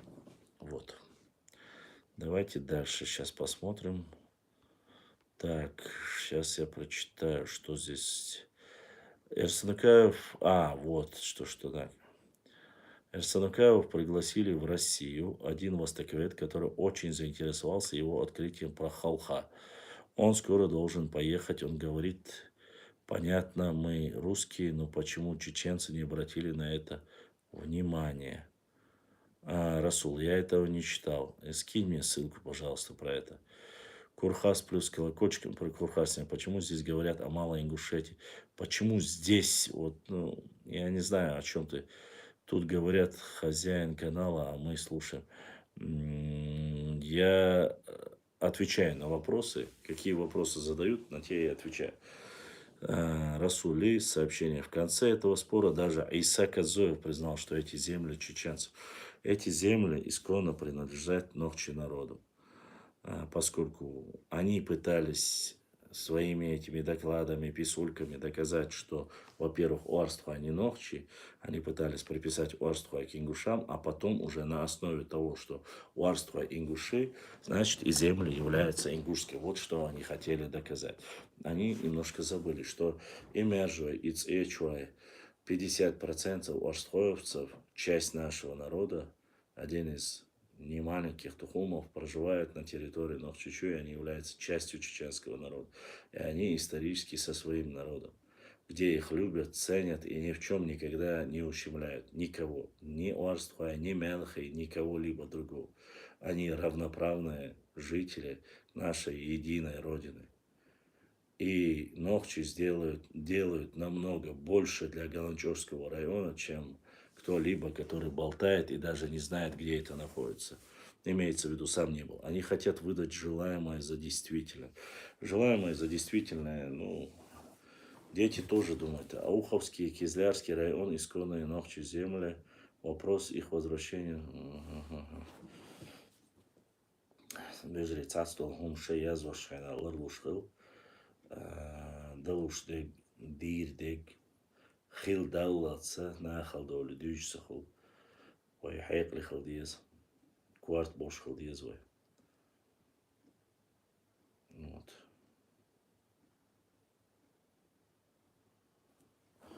Я не знаю. Вот я ответил же на вопрос. Вот Минприроды имеется в виду. После решения Конституционного суда украденные земли и решением должны быть возвращены обратно на территорию Чеченской Республики. Об этом писал, эти земли возвращаются. Об этом я писал выше, нас давно пытаются разрабить, конечно. Об этом я говорю уже последние 3-4 года, Гейнс. Не пытаются, они делают всячески это. Переходя на сюли паблики, пишут там, подлизываясь им, вылизывая все места, приличные и неприличные места, ножницы с востока, с запада, облизывая друг друга, стравливают единый Нохчи народ, указывая, они дошли до такого маразма, что начали Цуантруай и Беной называть, и Чунгруай, и много Куршлай называть Сюли тейпами. Вот настолько они уже обнаглели. Вот. А наши до сих пор меня учат и говорят, чтобы я молчал, чтобы я не отвечал им, оставь. Никто на это внимания не обращает. Однако обращает, однако раскидывают информацию, делятся, пытаются оскорбить наши исконные Нохчи тейпы, такие как Бенуай, Цуантруай, Куршлай и много-много Чунгруай и много других. И им позволительно это, и вы молчите, и многие молчат. Ассаламу алейкум, ижри, ва алейкум ассаламу рахматуллахи ва баракату. Ну, я не прямо имею в виду вас. Многие, кто считает, что это... Когда я вчера говорил об этом, мне сказали, что не стоит уделять этому такое внимание.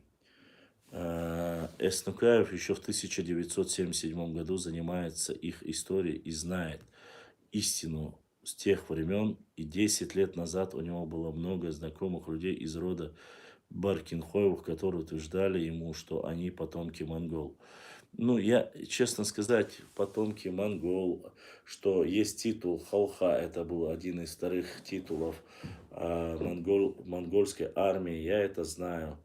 Вот такие вещи, конечно, я читал. Ну, зачитывать мне смысл какой, зачем?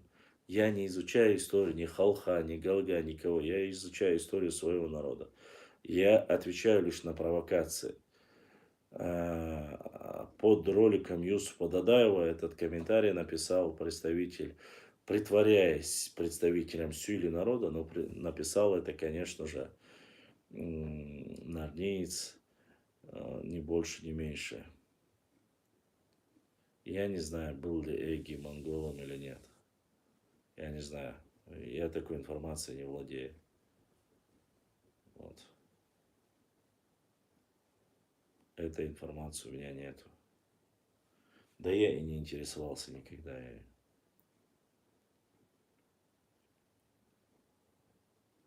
У нас очень много своего интересного. Я многие моменты, конечно, не зачитываю, дабы соблюдать какое-то... То, что пространстве на лжи, то, что построенное на лжи, история должна быть обречена на погибель. Наше дело правое, значит, у Нохчи все будет хорошо. Иншаллах, согласен. Халха — это самоназвание монгол, и титул — это Калга или Галга, в зависимости от акцента или диалекта. Абсолютно верно, Расул. Есть такая тема об этом. Сами монголы говорят, вы можете посмотреть. Если не знаешь, кто он, как можно спросить с него. Кетер, Кетерпаш, Ваша, вопрос не в этом. Вопрос в том, что это не написал Нохчи, это не написал однозначно представитель нашего народа. Кто бы то ни был, а, обсуждать данную тематику даже под этим постом, написать, сказать автору этого канала, кто он есть, если он не уберет, и тому, кто это написал, нужно ответить таким образом, вывести, узнать. Ну, никто за нас этого делать не будет. Вот о чем я говорю. Нужно привести контраргументы. Он написал эту ложь, сразу нужно сказать, Суантура, Беной, Кушла, это Нохчи. Если ты считаешь, если у тебя есть информация, предоставь. Если ты не предоставишь, то ты являешься балаболом. Незаконно рожденным балаболом. Ибо ты являешься как Гюльчатай, прятавшая свое личико. Женщина или среднего рода, оно, которое занимается вот фальсификацией и так далее и тому подобное. В основном, если это делает Сюли, честно вам скажу, Сюли говорят, что я такой-то, такой-то номер там дают, если вдруг что узнать. С ними намного проще, у них хватает, честно сказать, душка-пушка, как говорится. Иногда, в основном, если он, конечно, не фальшивый. А вот, хотя он и нарниец, а другие норнийцы пытаются скрывать, там начинают съезжать, там, ай да, ой да, что там такое. Вот. Мне обычно пишут, мне в директ пишут, мне встречи назначают, приезжают некоторые, другие не приезжают. Поэтому я в этом никогда не прячу своего лица. Я никогда никого не оскорбляю, никого ничего не задеваю. Вот. Я не сижу, как старая коряга, там, которая сидит и задевает целые народы, там, народ, говоря, что это чачаны, что якобы Вахушти Багратион. Не знаю, Вахушти Багратион обычный грузин, который фактически не сделал и половину то, что сделал Джавахашвили. Джавахашвили был ученый, который имеет великолепные свои труды, работы, исследования. Вот. А то, что Вахушти Багратионе, говорят, карта Вахушти Багратионе, никто не видел карту Вахушти Багратионе. Со слов карты Вахушти Багратионе сделана эта карта, сделана она каким-то французом, если не ошибаюсь. Я это много раз видел. Оно есть со слов, опять же.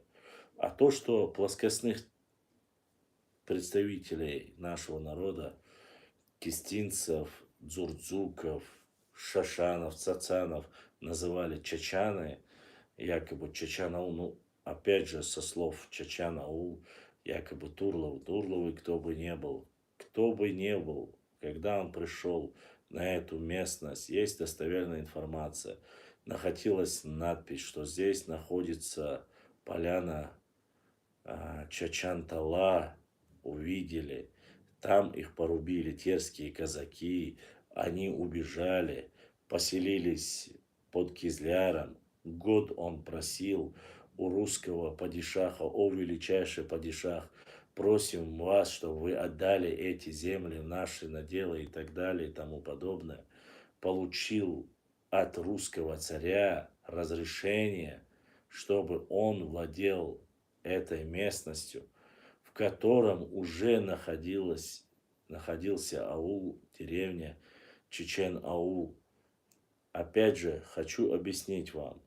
Вначале, когда вы читаете материалы про Турловых, говорят, что чеченцев было мало, и им пришлось, поскольку за теми была и царская Россия, и своя армия, приходилось вначале соглашаться с условиями, которые им поставили, якобы это наши земли, если вы проживаете, вам придется, вот такие условия были поставлены. Но стоило чеченцам все больше набираться сил, они прогнали оттуда Турловых, они перестали платить оброк за проживание в этой части. Тут сегодня, на сегодняшний день, если говорить сегодняшней терминологии, Если ты платишь за газ, за свет, за воду, грубо говоря, значит, ты платишь дань. Почему земельный налог? Этим занимается весь Кавказ, ну, имеется в виду Северный Кавказ. Является ли это данью? Я вам объясню, к чему я это сегодня, сейчас привел пример. Дело в том, что если за тобой целая российская армия, в то время терские казаки и царская Россия, ты получил эти земли, разрешение пользоваться этими землями от царя российского императора, а есть письмо, где ты прямо просишь падишах, дай нам эти земли, будь ты Турлов, будь ты любым другим князем, будь ты хоть черкесом, я не знаю, кабардинцем, кем бы ты ни был, ты получаешь разрешение от царя русского владеть этими землями. Почему? Потому что новчи были обессилены. Они были убиты, уничтожены, загнаны в горы, как делалось каждый раз. Как пропали из Междуречья и с земель прикаспийских пропали чеченцы. Их прогнали в первую очередь терские, донские, казаки, совместно с Ермоловым и его приспешниками. Их заставили эти земли освободить от чеченцев. И селение Эндери загнали их обратно в горы. Первая кордонная линия по Тереку, Кавказская линия называемая. Посмотрите, вдоль этого Терека нету ни одного на картах со времен Ермолов нету почти что и сантиметра места, где бы не было хуторов терского казачества. Ну, терского казачества. Вторая кордонная линия, когда все равно чеченцы делали набеги, вторую кордонную линию сделали уже по Сунже. Опять же селение, крепость Назрань, Владикавказ, крепость Грозная, хутора Ильиновка, Петропавловка были построены для сдерживания чеченцев, чтобы они стали покорными, послушными, чтобы они не переходили эти земли. А все чеченцы, которые согласны были проживать между Сунжей и Тереком, они назывались мирными чеченцами, которые получали в наделы земли обширные для посевов, и мирным чеченцам запрещалось проводить торговые экономические взаимоотношения с горными чеченцами, чтобы заморить непокорных горных чеченцев и сделать их подвластными царской Российской империи. И сегодня нуцелы, муцелы, хуцелы, беки, шамхалы, которые получали земли в наделы от царя, который своей силой, мощью своей армии завоевал эти территории, используя их титулы и говорить, мы управляли этими землями или мы были этими хозяевами, ну, извините, сегодня кто вы есть? Сегодня вы точно так же платите. Вы платите земель, налоги на землю, налоги за газ, свет, за все вы платите. Вы и сегодня являетесь такими же данниками, если вы это считаете, что в то время это была дань. Победитель устанавливает правила, а победителями были не вы. Вы были теми самыми, которые мы указывали и показываем по истории. Вы были менеджерами, которые работали по указанию царской России. Была бы Турция, вы бы работали бы на турецкого султана. Такими же, тут разницы нету, будь Российская империя, будь то Турция, будь то Персия. Именно три эти государства хотели, все время вели какие-то боевые действия и оспаривали, кто же является хозяином Кавказа, Закавказья, всего Кавказа Большого. Персидские шахи, османский султан или же царь Российской империи. Чем вы гордитесь? То, что вас в качестве менеджеров, ну, извините меня, в качестве менеджеров Если вы считаете, посмотрите, Черкесия огромное государство было. Со времен Ивана Грозного они занимали огромные территории, вплоть до Дагестана. Весь Западный Кавказ, Южный Кавказ в основе своей. Даже турки мечтали, это были протекторатами турков, назвать это государство, эту территорию, всю территорию. А есть карты, где эта вся территория записана как Черкесия. Вся территория. Это турецкие карты.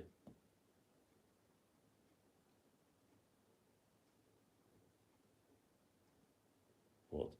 Кетарпаш, Оша, я постараюсь найти, я попрошу, чтобы скинули обязательно Асхойтер Душун Мичаю Язин, если он не удалил.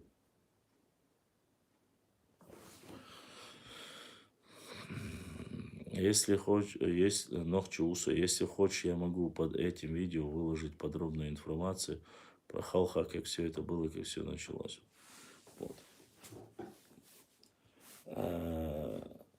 Я уже устал, честно сказать, много раз. И несмотря на это, они начали сейчас делать ролики по WhatsApp. Есть такой ролик по WhatsApp, если не удалили. Мне его прислали.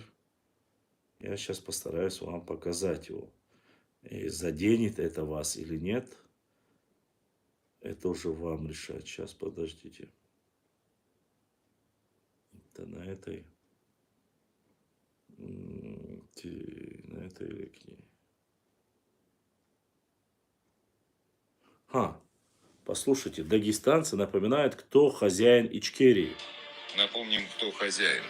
Взаимосвязи аварских ханов с чеченцами.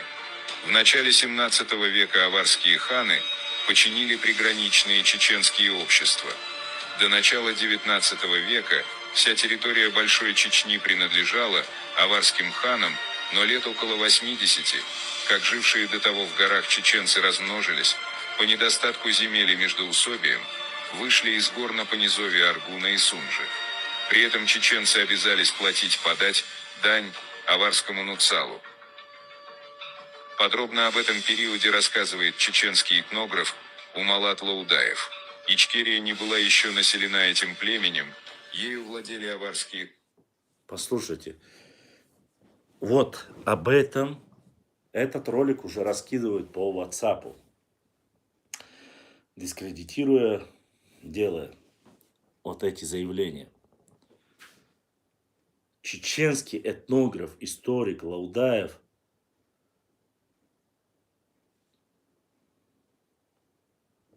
понимаете? И на основе человек, который никогда не был в Ичкерии, никогда не был дальше крепости Грозная. Чтобы вы понимали, крепость Грозная находится на реке Сунжи. То есть он не переходил, никогда сам не присутствовал ни в Кизляре, ни на реке Аргун. Дальше он не был даже. Башлам, насколько я знаю, турки и Персия не присутствовали в Чечне. Желание было, конечно. Турки присутствовали. Имеется в виду турки и не под собственным флагом, а влияние турков на территории Чечни распространяли кабардинские князья. Вот. Ну, они считались, Кабарда, Черкесия считалась. Что касается шахов, да, не были. Что касается шахов персидских, их власть простиралась вот как раз до этих нуцалы, шамхалы, вот до туда доходила их власть. Но они говорят, что выбили, прогнали. Я тебе не об этом говорил. Я, конечно, говорил вам, что на Кавказе геополитические интересы за Кавказ. Чечня, Нохчичу – это состав, часть Нохчичу, точнее, Нохчичу является частью Кавказа. И если бы была бы возможность, они бы, конечно, и до нас добрались. Но наша территория входила в сферу влияния царской России. Вот. Турлову часто прогинались иногда без сговора, однако из-за географического переселения для торговой и другой необходимости возвращали их. Ну, просто я вам что говорю. Ссылаются на Лаудаева. Лаудаев не историк, не этнограф. Еще раз повторю. Потом ссылаются на Татоева, но Татоев, тот же Татоев, берет свою информацию, берет от Лаудаева. Сейчас они еще туда добавляют Броневского. Я проверю информацию Броневского, насколько это достоверно. Но раньше были только два источника.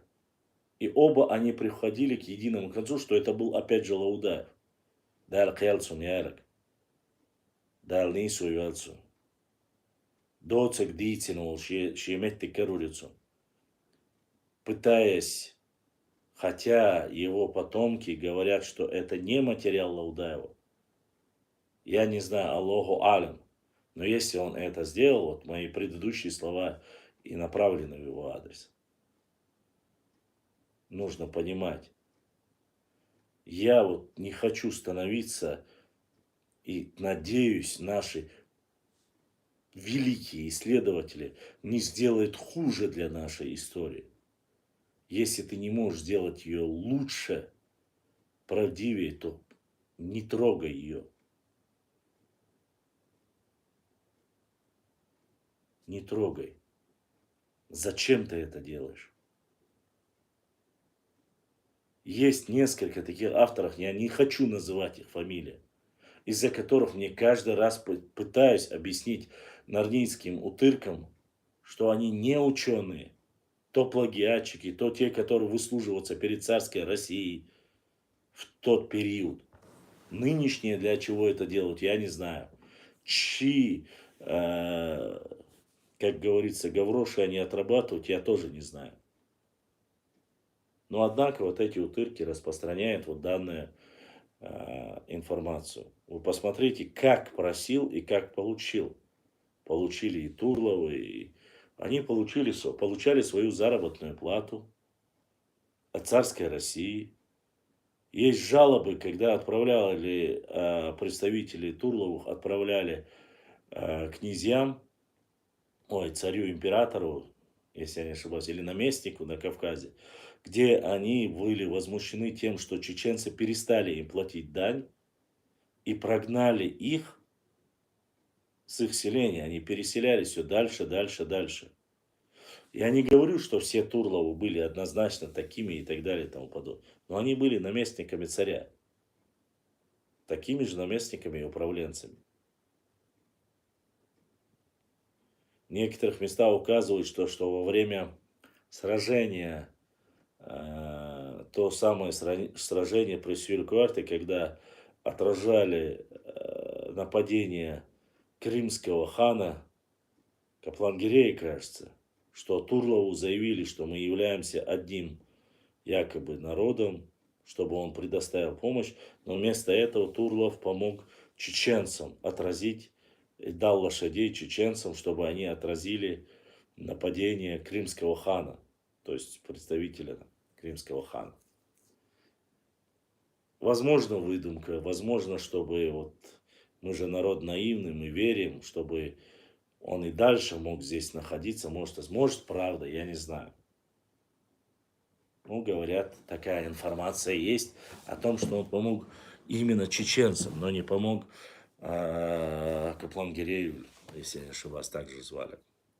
Это при сражении при Сюрикуарте, когда он сказал предоставить столько-то женщин, наложниц и там определенную сумму. После чего в ярости чеченцы отправили ответ, что мы дадим столько, сколько нужно, и уничтожили в пределах до 15 тысяч воинов между нынешним, это место находится между пригородами Сюрикуарт, вот этой местности, в этой лощине по дороге. Ныне это дорога на Шатой, старая Таги Шатой. В этой местности уничтожили огромное количество. После этого поражения свой поход, который собирался вел на Дагестан, развернул после огромных потерь и вернулся. Ну, об этом мы много раз писали. Поэтому незнающие могут быть, конечно же, и промолчать. Ну, вам-то я это рассказывал. Вы-то хоть не верьте в эти сказки, байки, что там кто-то... Ну, вы сами, как вы считаете, зная ментальность нашего народа, Дубровин очень хорошо описал по поводу Дани и Нуцалов. Хасан Бакаев очень много хорошо рассказал по поводу, какую же дань мы платили и когда. 100 дней в плену российский офицер очень хорошо описал отношение чеченцев к Нуцалам, Хуцалам и тому подобное. Ну, поскольку мы все мусульмане, не хочется упрекать никого. Мы это оставляем. Но если начинают говорить, платили, строили, делали, где хоть одно великое захоронение силой Турловых и всех остальных на территории Чечни? Где мавзолеи? Где пирамиды? Где что-либо построенное якобы Нохчи народом для своих князей из рода там Турловых и других остальных? Опять же, я нисколько не оскорбляю менеджеров, которые мы нанимали, которые занимались здесь своей работой. Мы их приглашали, шамхалы, нуцалы, в определенный период, до того, как наш народ укрепился, а после укрепления дали таких люлей, или сказали уходите. Тот, кто не понял, того заставили понять и на вечную могилу оставили здесь, а другие ушли, вернулись на свои территории. Ибо без царской России они были никем и никогда не управляли чеченскими землями. Уж тем более пришлые. Хотелось бы им, не хотелось бы им этого. Мы не претендуем на земли Нуцалов. Мы не претендуем на земли Шамхала Тарковского. У него были свои земли. У Нуцалов свои земли были в Цумадинском районе там. Вот. Но наши земли трогать не надо. Башлам, у тебя на телеграме видел, что улица в Турции дали имя Байсангура, когда эта улица была переименована его именем. Это сделали давно. Я не знаю, вроде бы говорили в 90-х годах переименовали. Слышал, не знаю, насколько это достоверно, но мне сказали, что где-то так. Что есть именем Байсангура Биноевского. Ну, еще шейх Мансура вроде тоже говорили. Но я попросил фотографии сделать и прислать, проверим. Говорят, это было сделано еще во время Первой Чеченской войны. В то время было переименовано. Насколько это достоверно, конечно, я однозначно сказать не могу. Вот. Задавайте вопросы, давайте еще минут 5-6 не отвечу на вопросы. Я довольно поздно сегодня зашел в эфир, чуть опоздал, к сожалению. Но, по крайней мере, дискуссия сегодня очень плодотворная, думаю, надеюсь на это.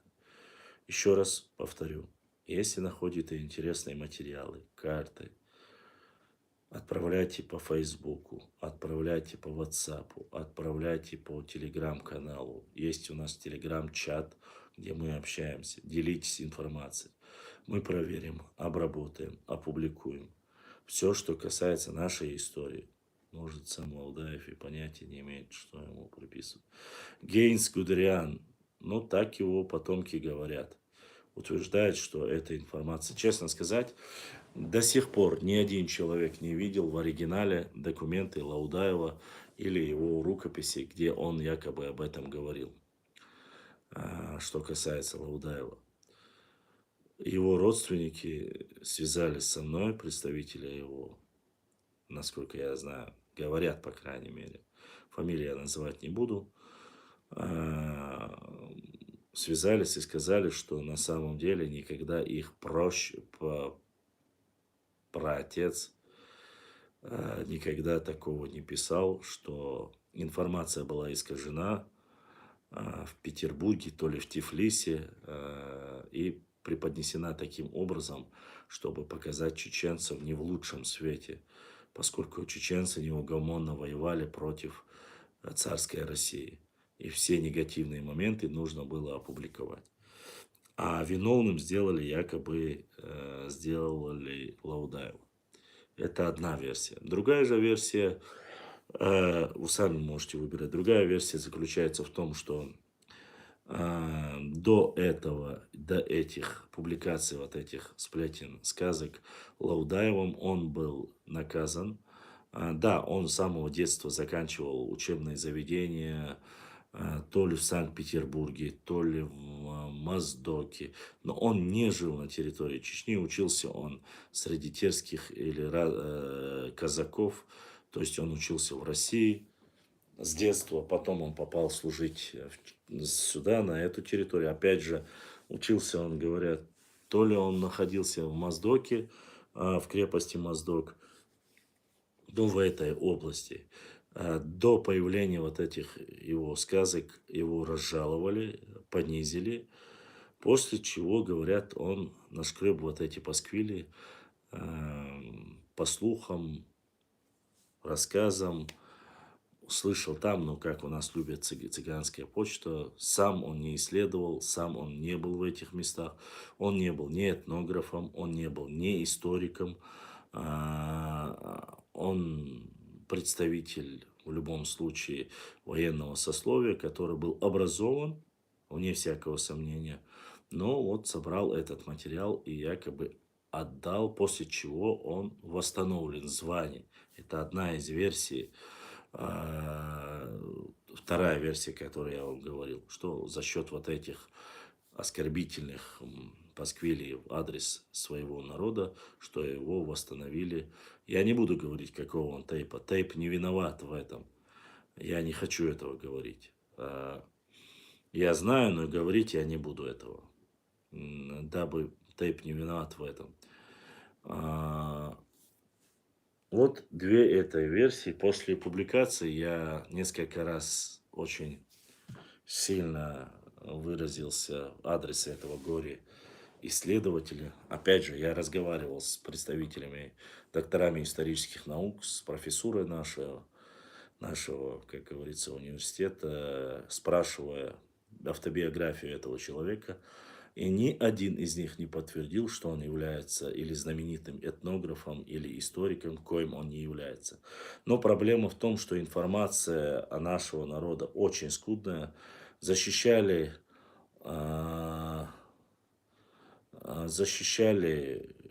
диссертацию, есть там кандидатские, я не знаю, в основном в соседних регионах у нас. И поскольку информация о нашем народе очень такая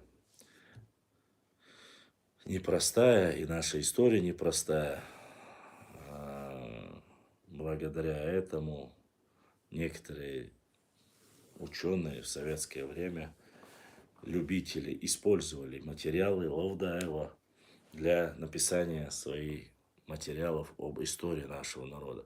Но, опять же, в материалах Лаудаева, который не является ни этнографом, ни историком, это полевой материал, в котором есть и позитивные моменты. Не все так плохо в этих материалах.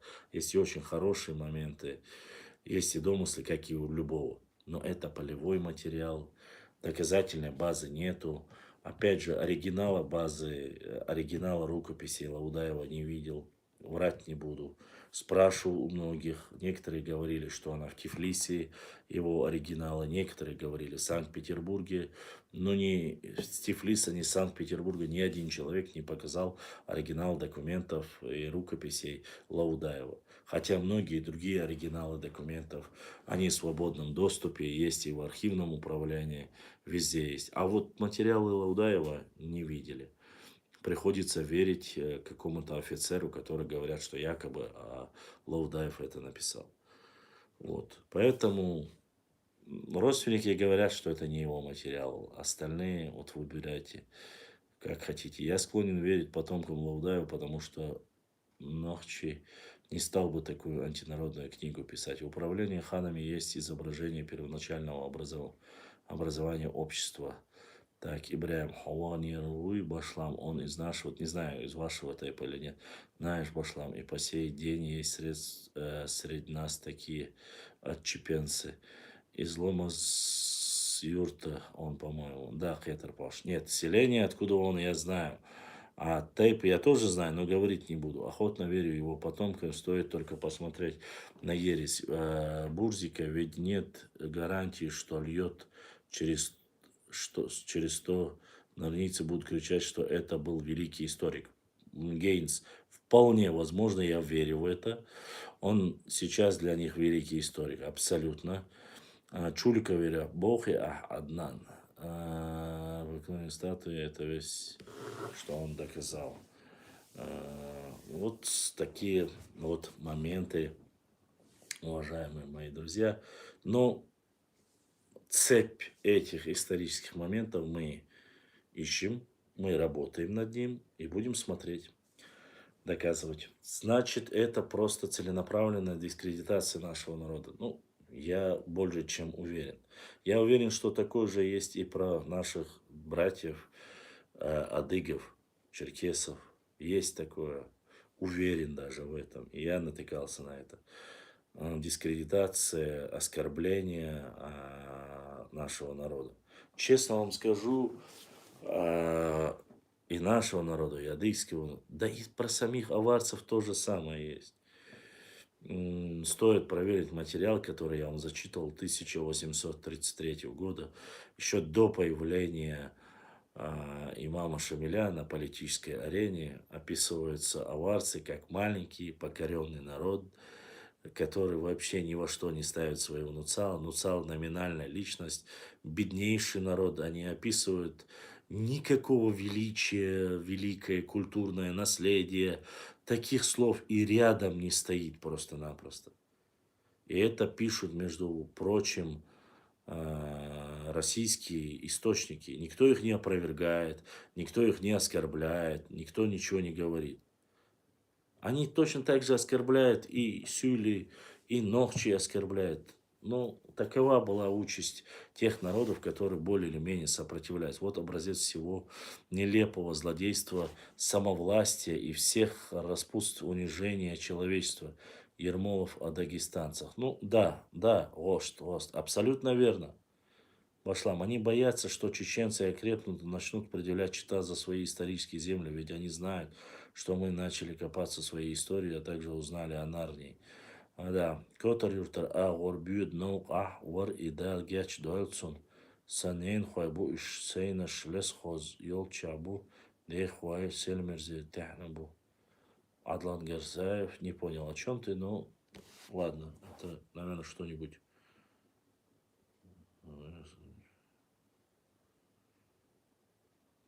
Вот. Вот такие вот. Ханы, Вот, послушайте. обязавшись платить аварскому хану Исак, подать, они начали свое переселение. Но так как для хана составляло материальный интерес селить больше людей на... Послушайте, во время переселения с наших чеченцев никаких нуцалов, никого за рекой Гуайхи не было. Вообще никого не было.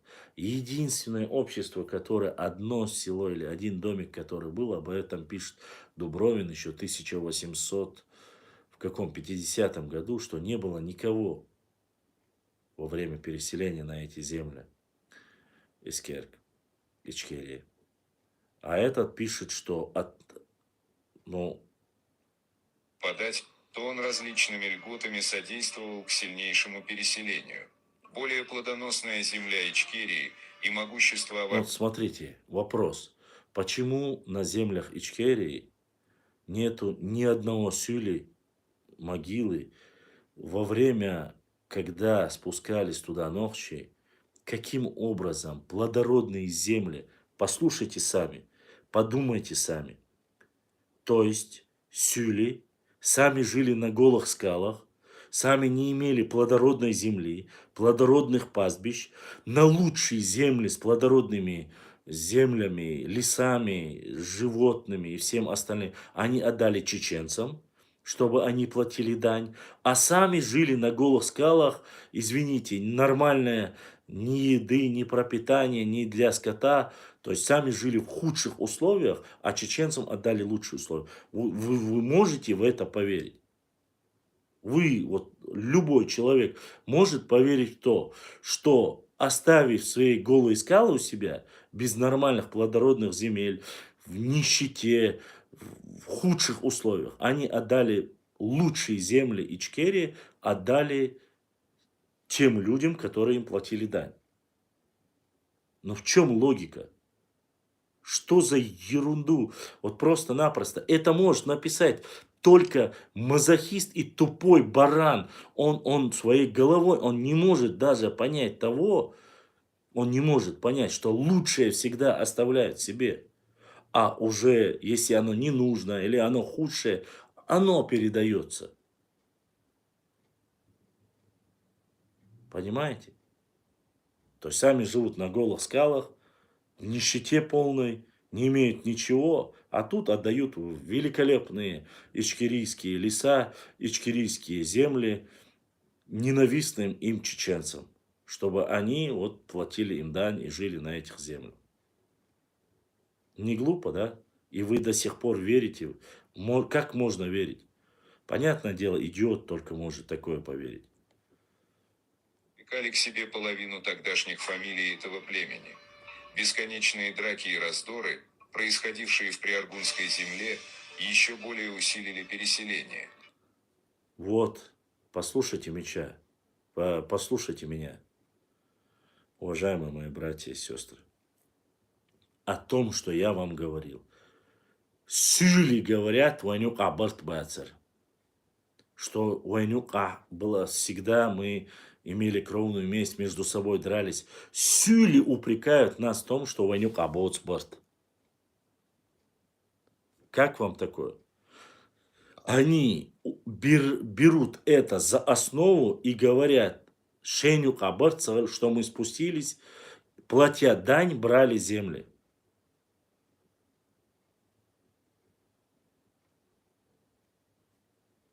Слабые чеченцы, надеясь на могущество аварского хана, Слабые чеченцы, надеясь на могущество аварского хана.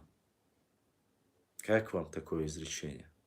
И они после этого братья, да?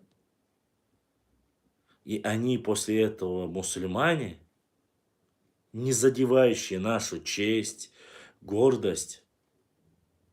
Нормально, да? прибегали под его покров. Прибегали под его покров. Великолепно. Фамилии, образовавшие чеченское племя и происшедшие из различных элементов, находились в неприязненных одна к другой отношениях. Вот, фамилия, неприязненные взаимоотношения, то есть Цантайпан, Швуктайпан, Люши, Кедек, Доши, Бабана, Тхошулай Хирбу, Лайшкела, Тхошулай Хирбу, Алкелбана. Сюлайшк, Тхошулай Хирбу, Алкелбана, Бахвайнохчи, Юкабоч, Волбарт Бахля. Они взаимно грабили друг друга. Более других терпела акинская фамилия Ака. Вслед Более других, говорит, плачевное состояние было, говорит, у Эхкой. Больше всех страдали Эх и Бах, и поэтому они пришли. Послушайте дальше. После этого половина этой фамилии уходит под покровительство аварского хана. Больше акинцы, являющиеся более боевые, дикие, был Эхкой, являясь более плачевным, то есть настолько их унижали Бах Эхкой, что они перешли более плачевное состояние и легли под аварского хана. Как вам такое? В Аух и получает название ауховцев. Переселяется в Аух, говорит, и получает название ауховцев. Догадайтесь, кто предоставил эту информацию? Исследователь и историк Кавказа Семен Броневский писал о Вот, войнахских новое. князьях следующее. Писал о войнахских князьях следующее. То есть, опять, ляп. Во-первых, не было никаких войнахских князей. Во-вторых, термин войнахи был введен только в 20 веке. А значит, вот эта информация не от Семена Броневского. материалы Семена Броневского до 20 века. Слушаем дальше. То есть не лепится. Термин «война» Семенов не мог использовать. Его не было вообще. Семен Броневский не мог, потому что во времена Броневского не было такого понятия, как «войнах». А они говорят, что это сделал Семен Броневский. Чеченцы имели прежде князей, но впоследствии истребили их и прибегли к своим соседям, а Чеченцы имели князей, говорит. А это уже упрек к нам, то, что мы всегда говорим, что мы военное сословие, что мы не имели князей и все остальное. А тут они пытаются тем самым сказать, что у нас были князья, и вот пытаются опять же оскорбить. Если есть князья, значит есть рабы, холопы, халуи, как у них. То есть они всю жизнь были под ханами, под халуями, и они хотят то же самое приписать чеченскому народу. Ну, какой привет, такой ответ, я говорю. особенно к владельцам аварии, прося аварцев дать им кого-нибудь из родственников владычествующего дома. Брань- А вот это, мы об этом говорили. Вечные набеги, призвали их, но опять это был хитрый политический ход.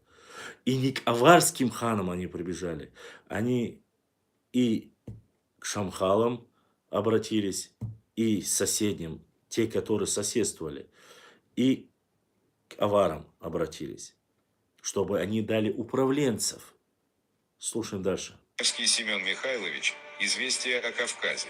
Сведения о том, что чеченцы являлись подданными аварского нуцала, содержатся и в рапорте самого Фрауендорфа, адресованном астраханскому губернатору Жилину от 3 июля 1755 года.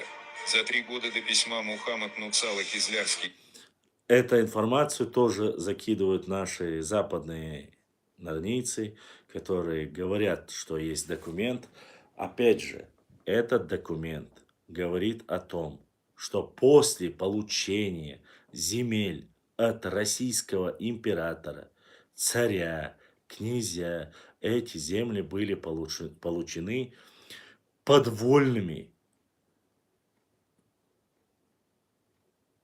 императора или царя российского, которые выслуживались перед ним и получили эти земли в наделы, чеченские земли. Комендант пишет, что Шабурлинские и Чубарлинские, из этого же документа становится ясно, что это чеченские общества Шабут, то есть Шато и Чербил, то есть Чиберлы, с давних лет дают каждый год аварскому владельцу Нучалу, то есть Мухаммад Нуцалу, скотом и прочим учрежденную подать. Как указывает известный исследователь истории Чечни Татоев, в 18... Опять же, послушайте, но то, что дают оброк скотиной, это мы говорили. Как прогоняли князей, мы тоже говорили, рассказывали об этом. Это вообще не... Ну, вот здесь затрагиваются Чеберлой, Шарой, Шатой. Вот 3 этих они затрагивают. Понимаете? 3 этих общества, они говорят, нам платили, делали там и так далее и тому подобное. Ведь сейчас они начали это по WhatsApp раскидывать. Это короткий ролик по WhatsApp специально раскидывают. До этого, до блокировки в ТикТоке они закидывали этот момент. Один и тот же документ, под разными соусами. Понимаете? Подать, платили, скотина и так далее и тому подобное. Но есть и материалы, другие. Дагестанские феодалы в то время были бедствием не только для своих подданных, но и по отношению друг к другу. Хан Кюринский у своих подвластных отбирал дочерей и менял их на лошадей у чеченцев. Вот. Вот. Что и стоило доказать, понимаете? И таких моментов очень много. Поэтому подписывайтесь на наш канал. Приходите, приводите больше подписчиков, узнавайте свою историю. Узнавайте лучше своих соседей, друзей. Не позволяйте себя обманывать.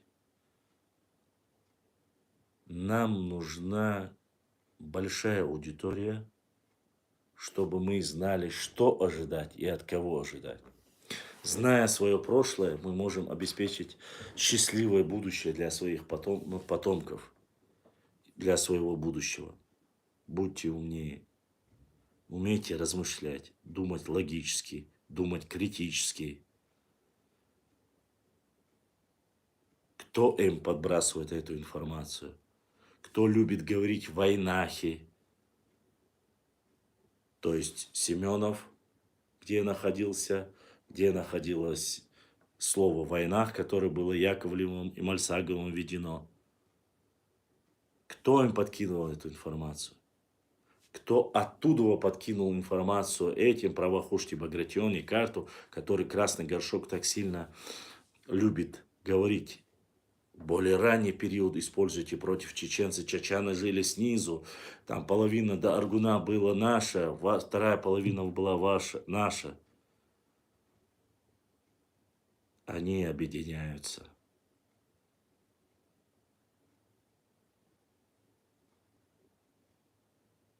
Понимаете? Они объединяются.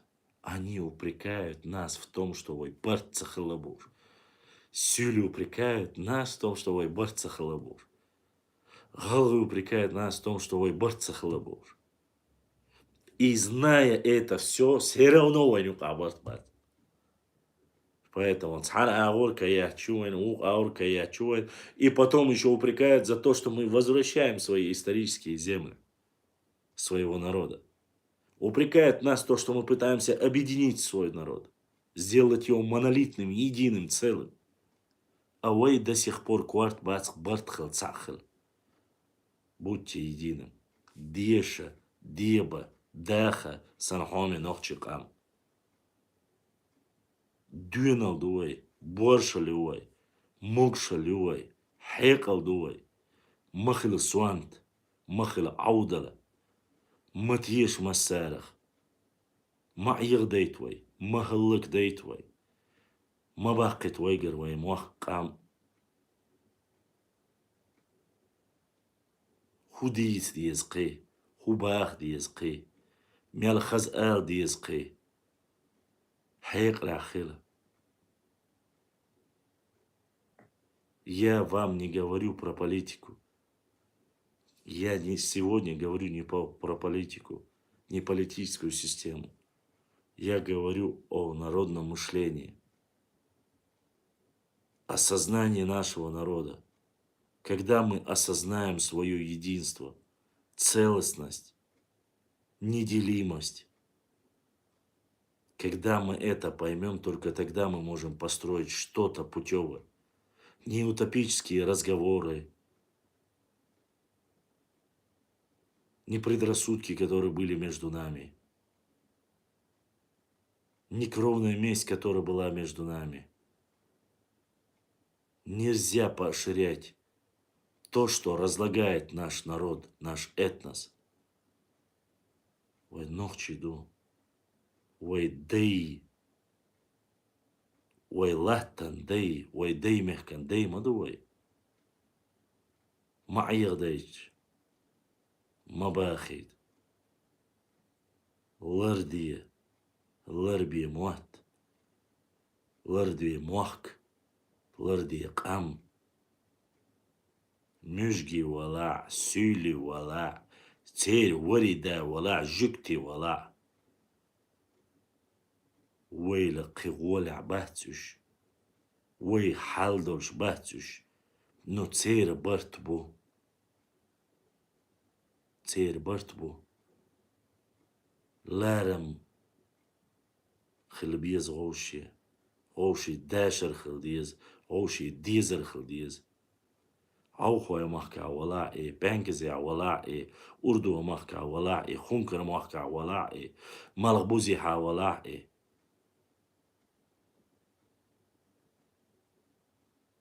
برت تساخلر غولي شويك خارцу ящик ويق اومانت يحتعزر ليرو شويك دوتsa قول شويك تسونخ ما يسيش مسألة تسونخ ما يسيش مسألة يات هق اومخ بيزن بالسا وي مدلير بوش قميرش مدايش Очарах ма етиш масал.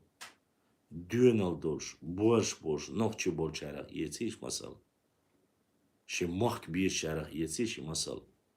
Хиллаг леллаг цундер дюч мадувай. Маргалш цундер юч мадувай.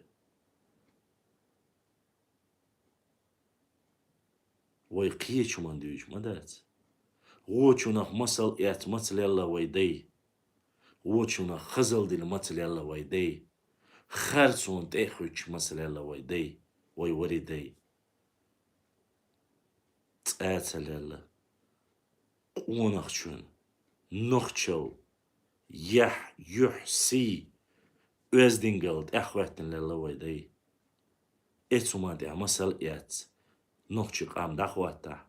Wain sa khigdu. Harza lirsch, nachts lirsch, molsch, usch, tusch, shetch, yetch. Gilkdo tsums lilas watchuna masal ets. Hayq omach davierzi shor schwarzo. Qich qomo lurdat hay sheikh lurdat. Taqwat alin ums lurduna on uyeshi iqam. حنق دال دوت صور شي ولي دا ملوت صور ويلي اتسومن تعجيم مالت برت بحوز خزقة على حوز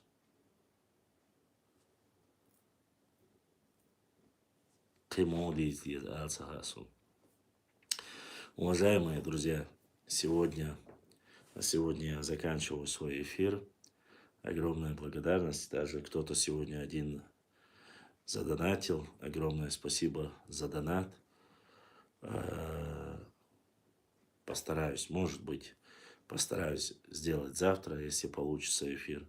Мы продолжим свои дискуссии, свои истории, географии, культуре, философии своего народа. Все, что касается нашего народа. Я прошу прощения в первую очередь у Всевышнего Аллаха, потом у всех тех, кого я как-то, каким-то образом задел или обидел. Я не пытался обидеть, оскорбить общество, народы, нисколько. Только тех людей, кто оскверняет и оскорбляет память моих предков, моего народа, которые были мусульманами, стремились к справедливости, чести и гордости, не посрамили честь и гордость Кавказа, достойно ушли из этого мира. Если вы пытаетесь оскорбить наш народ, будьте уверены, Нохчу, у которого в крови заложена справедливость по отношению ко всем, ответит вам симметрично. В историческом плане, само собой. Все в рамках закона, все в рамках науки. Вот.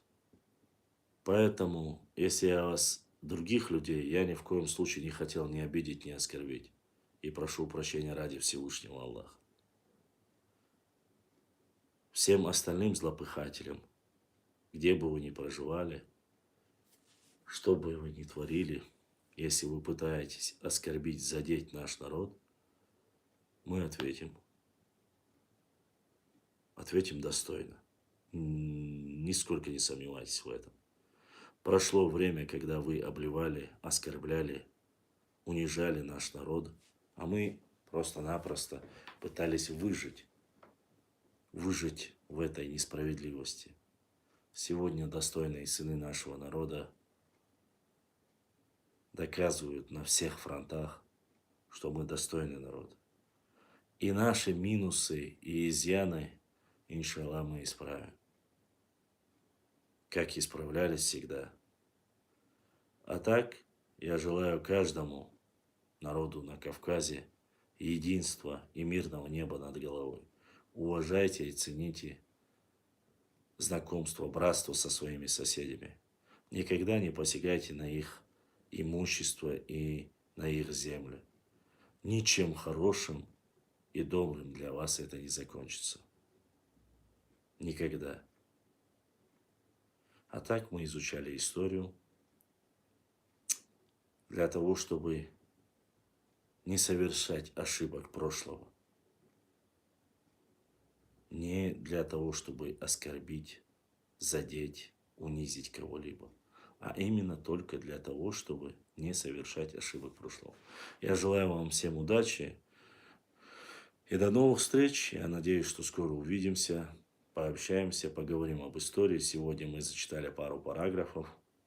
Думаю, что в следующий раз я тоже постараюсь что-то сделать для вас полезное. Не забывайте ставить лайки, оставлять комментарии. Подписывайтесь на наш YouTube канал, Telegram канал, Facebook канал, Instagram 2 канала, ВК. Подписывайтесь на наш канал. Будьте всегда с нами, читайте новости и привлекайте все больше и больше нам новых подписчиков. Я желаю вам всем мира, любви, добра. Masera büyüste kalıyor. Adekvel. Daratuvel. Masera. Assalamu alaikum wa rahmatullahi wa barakatuh.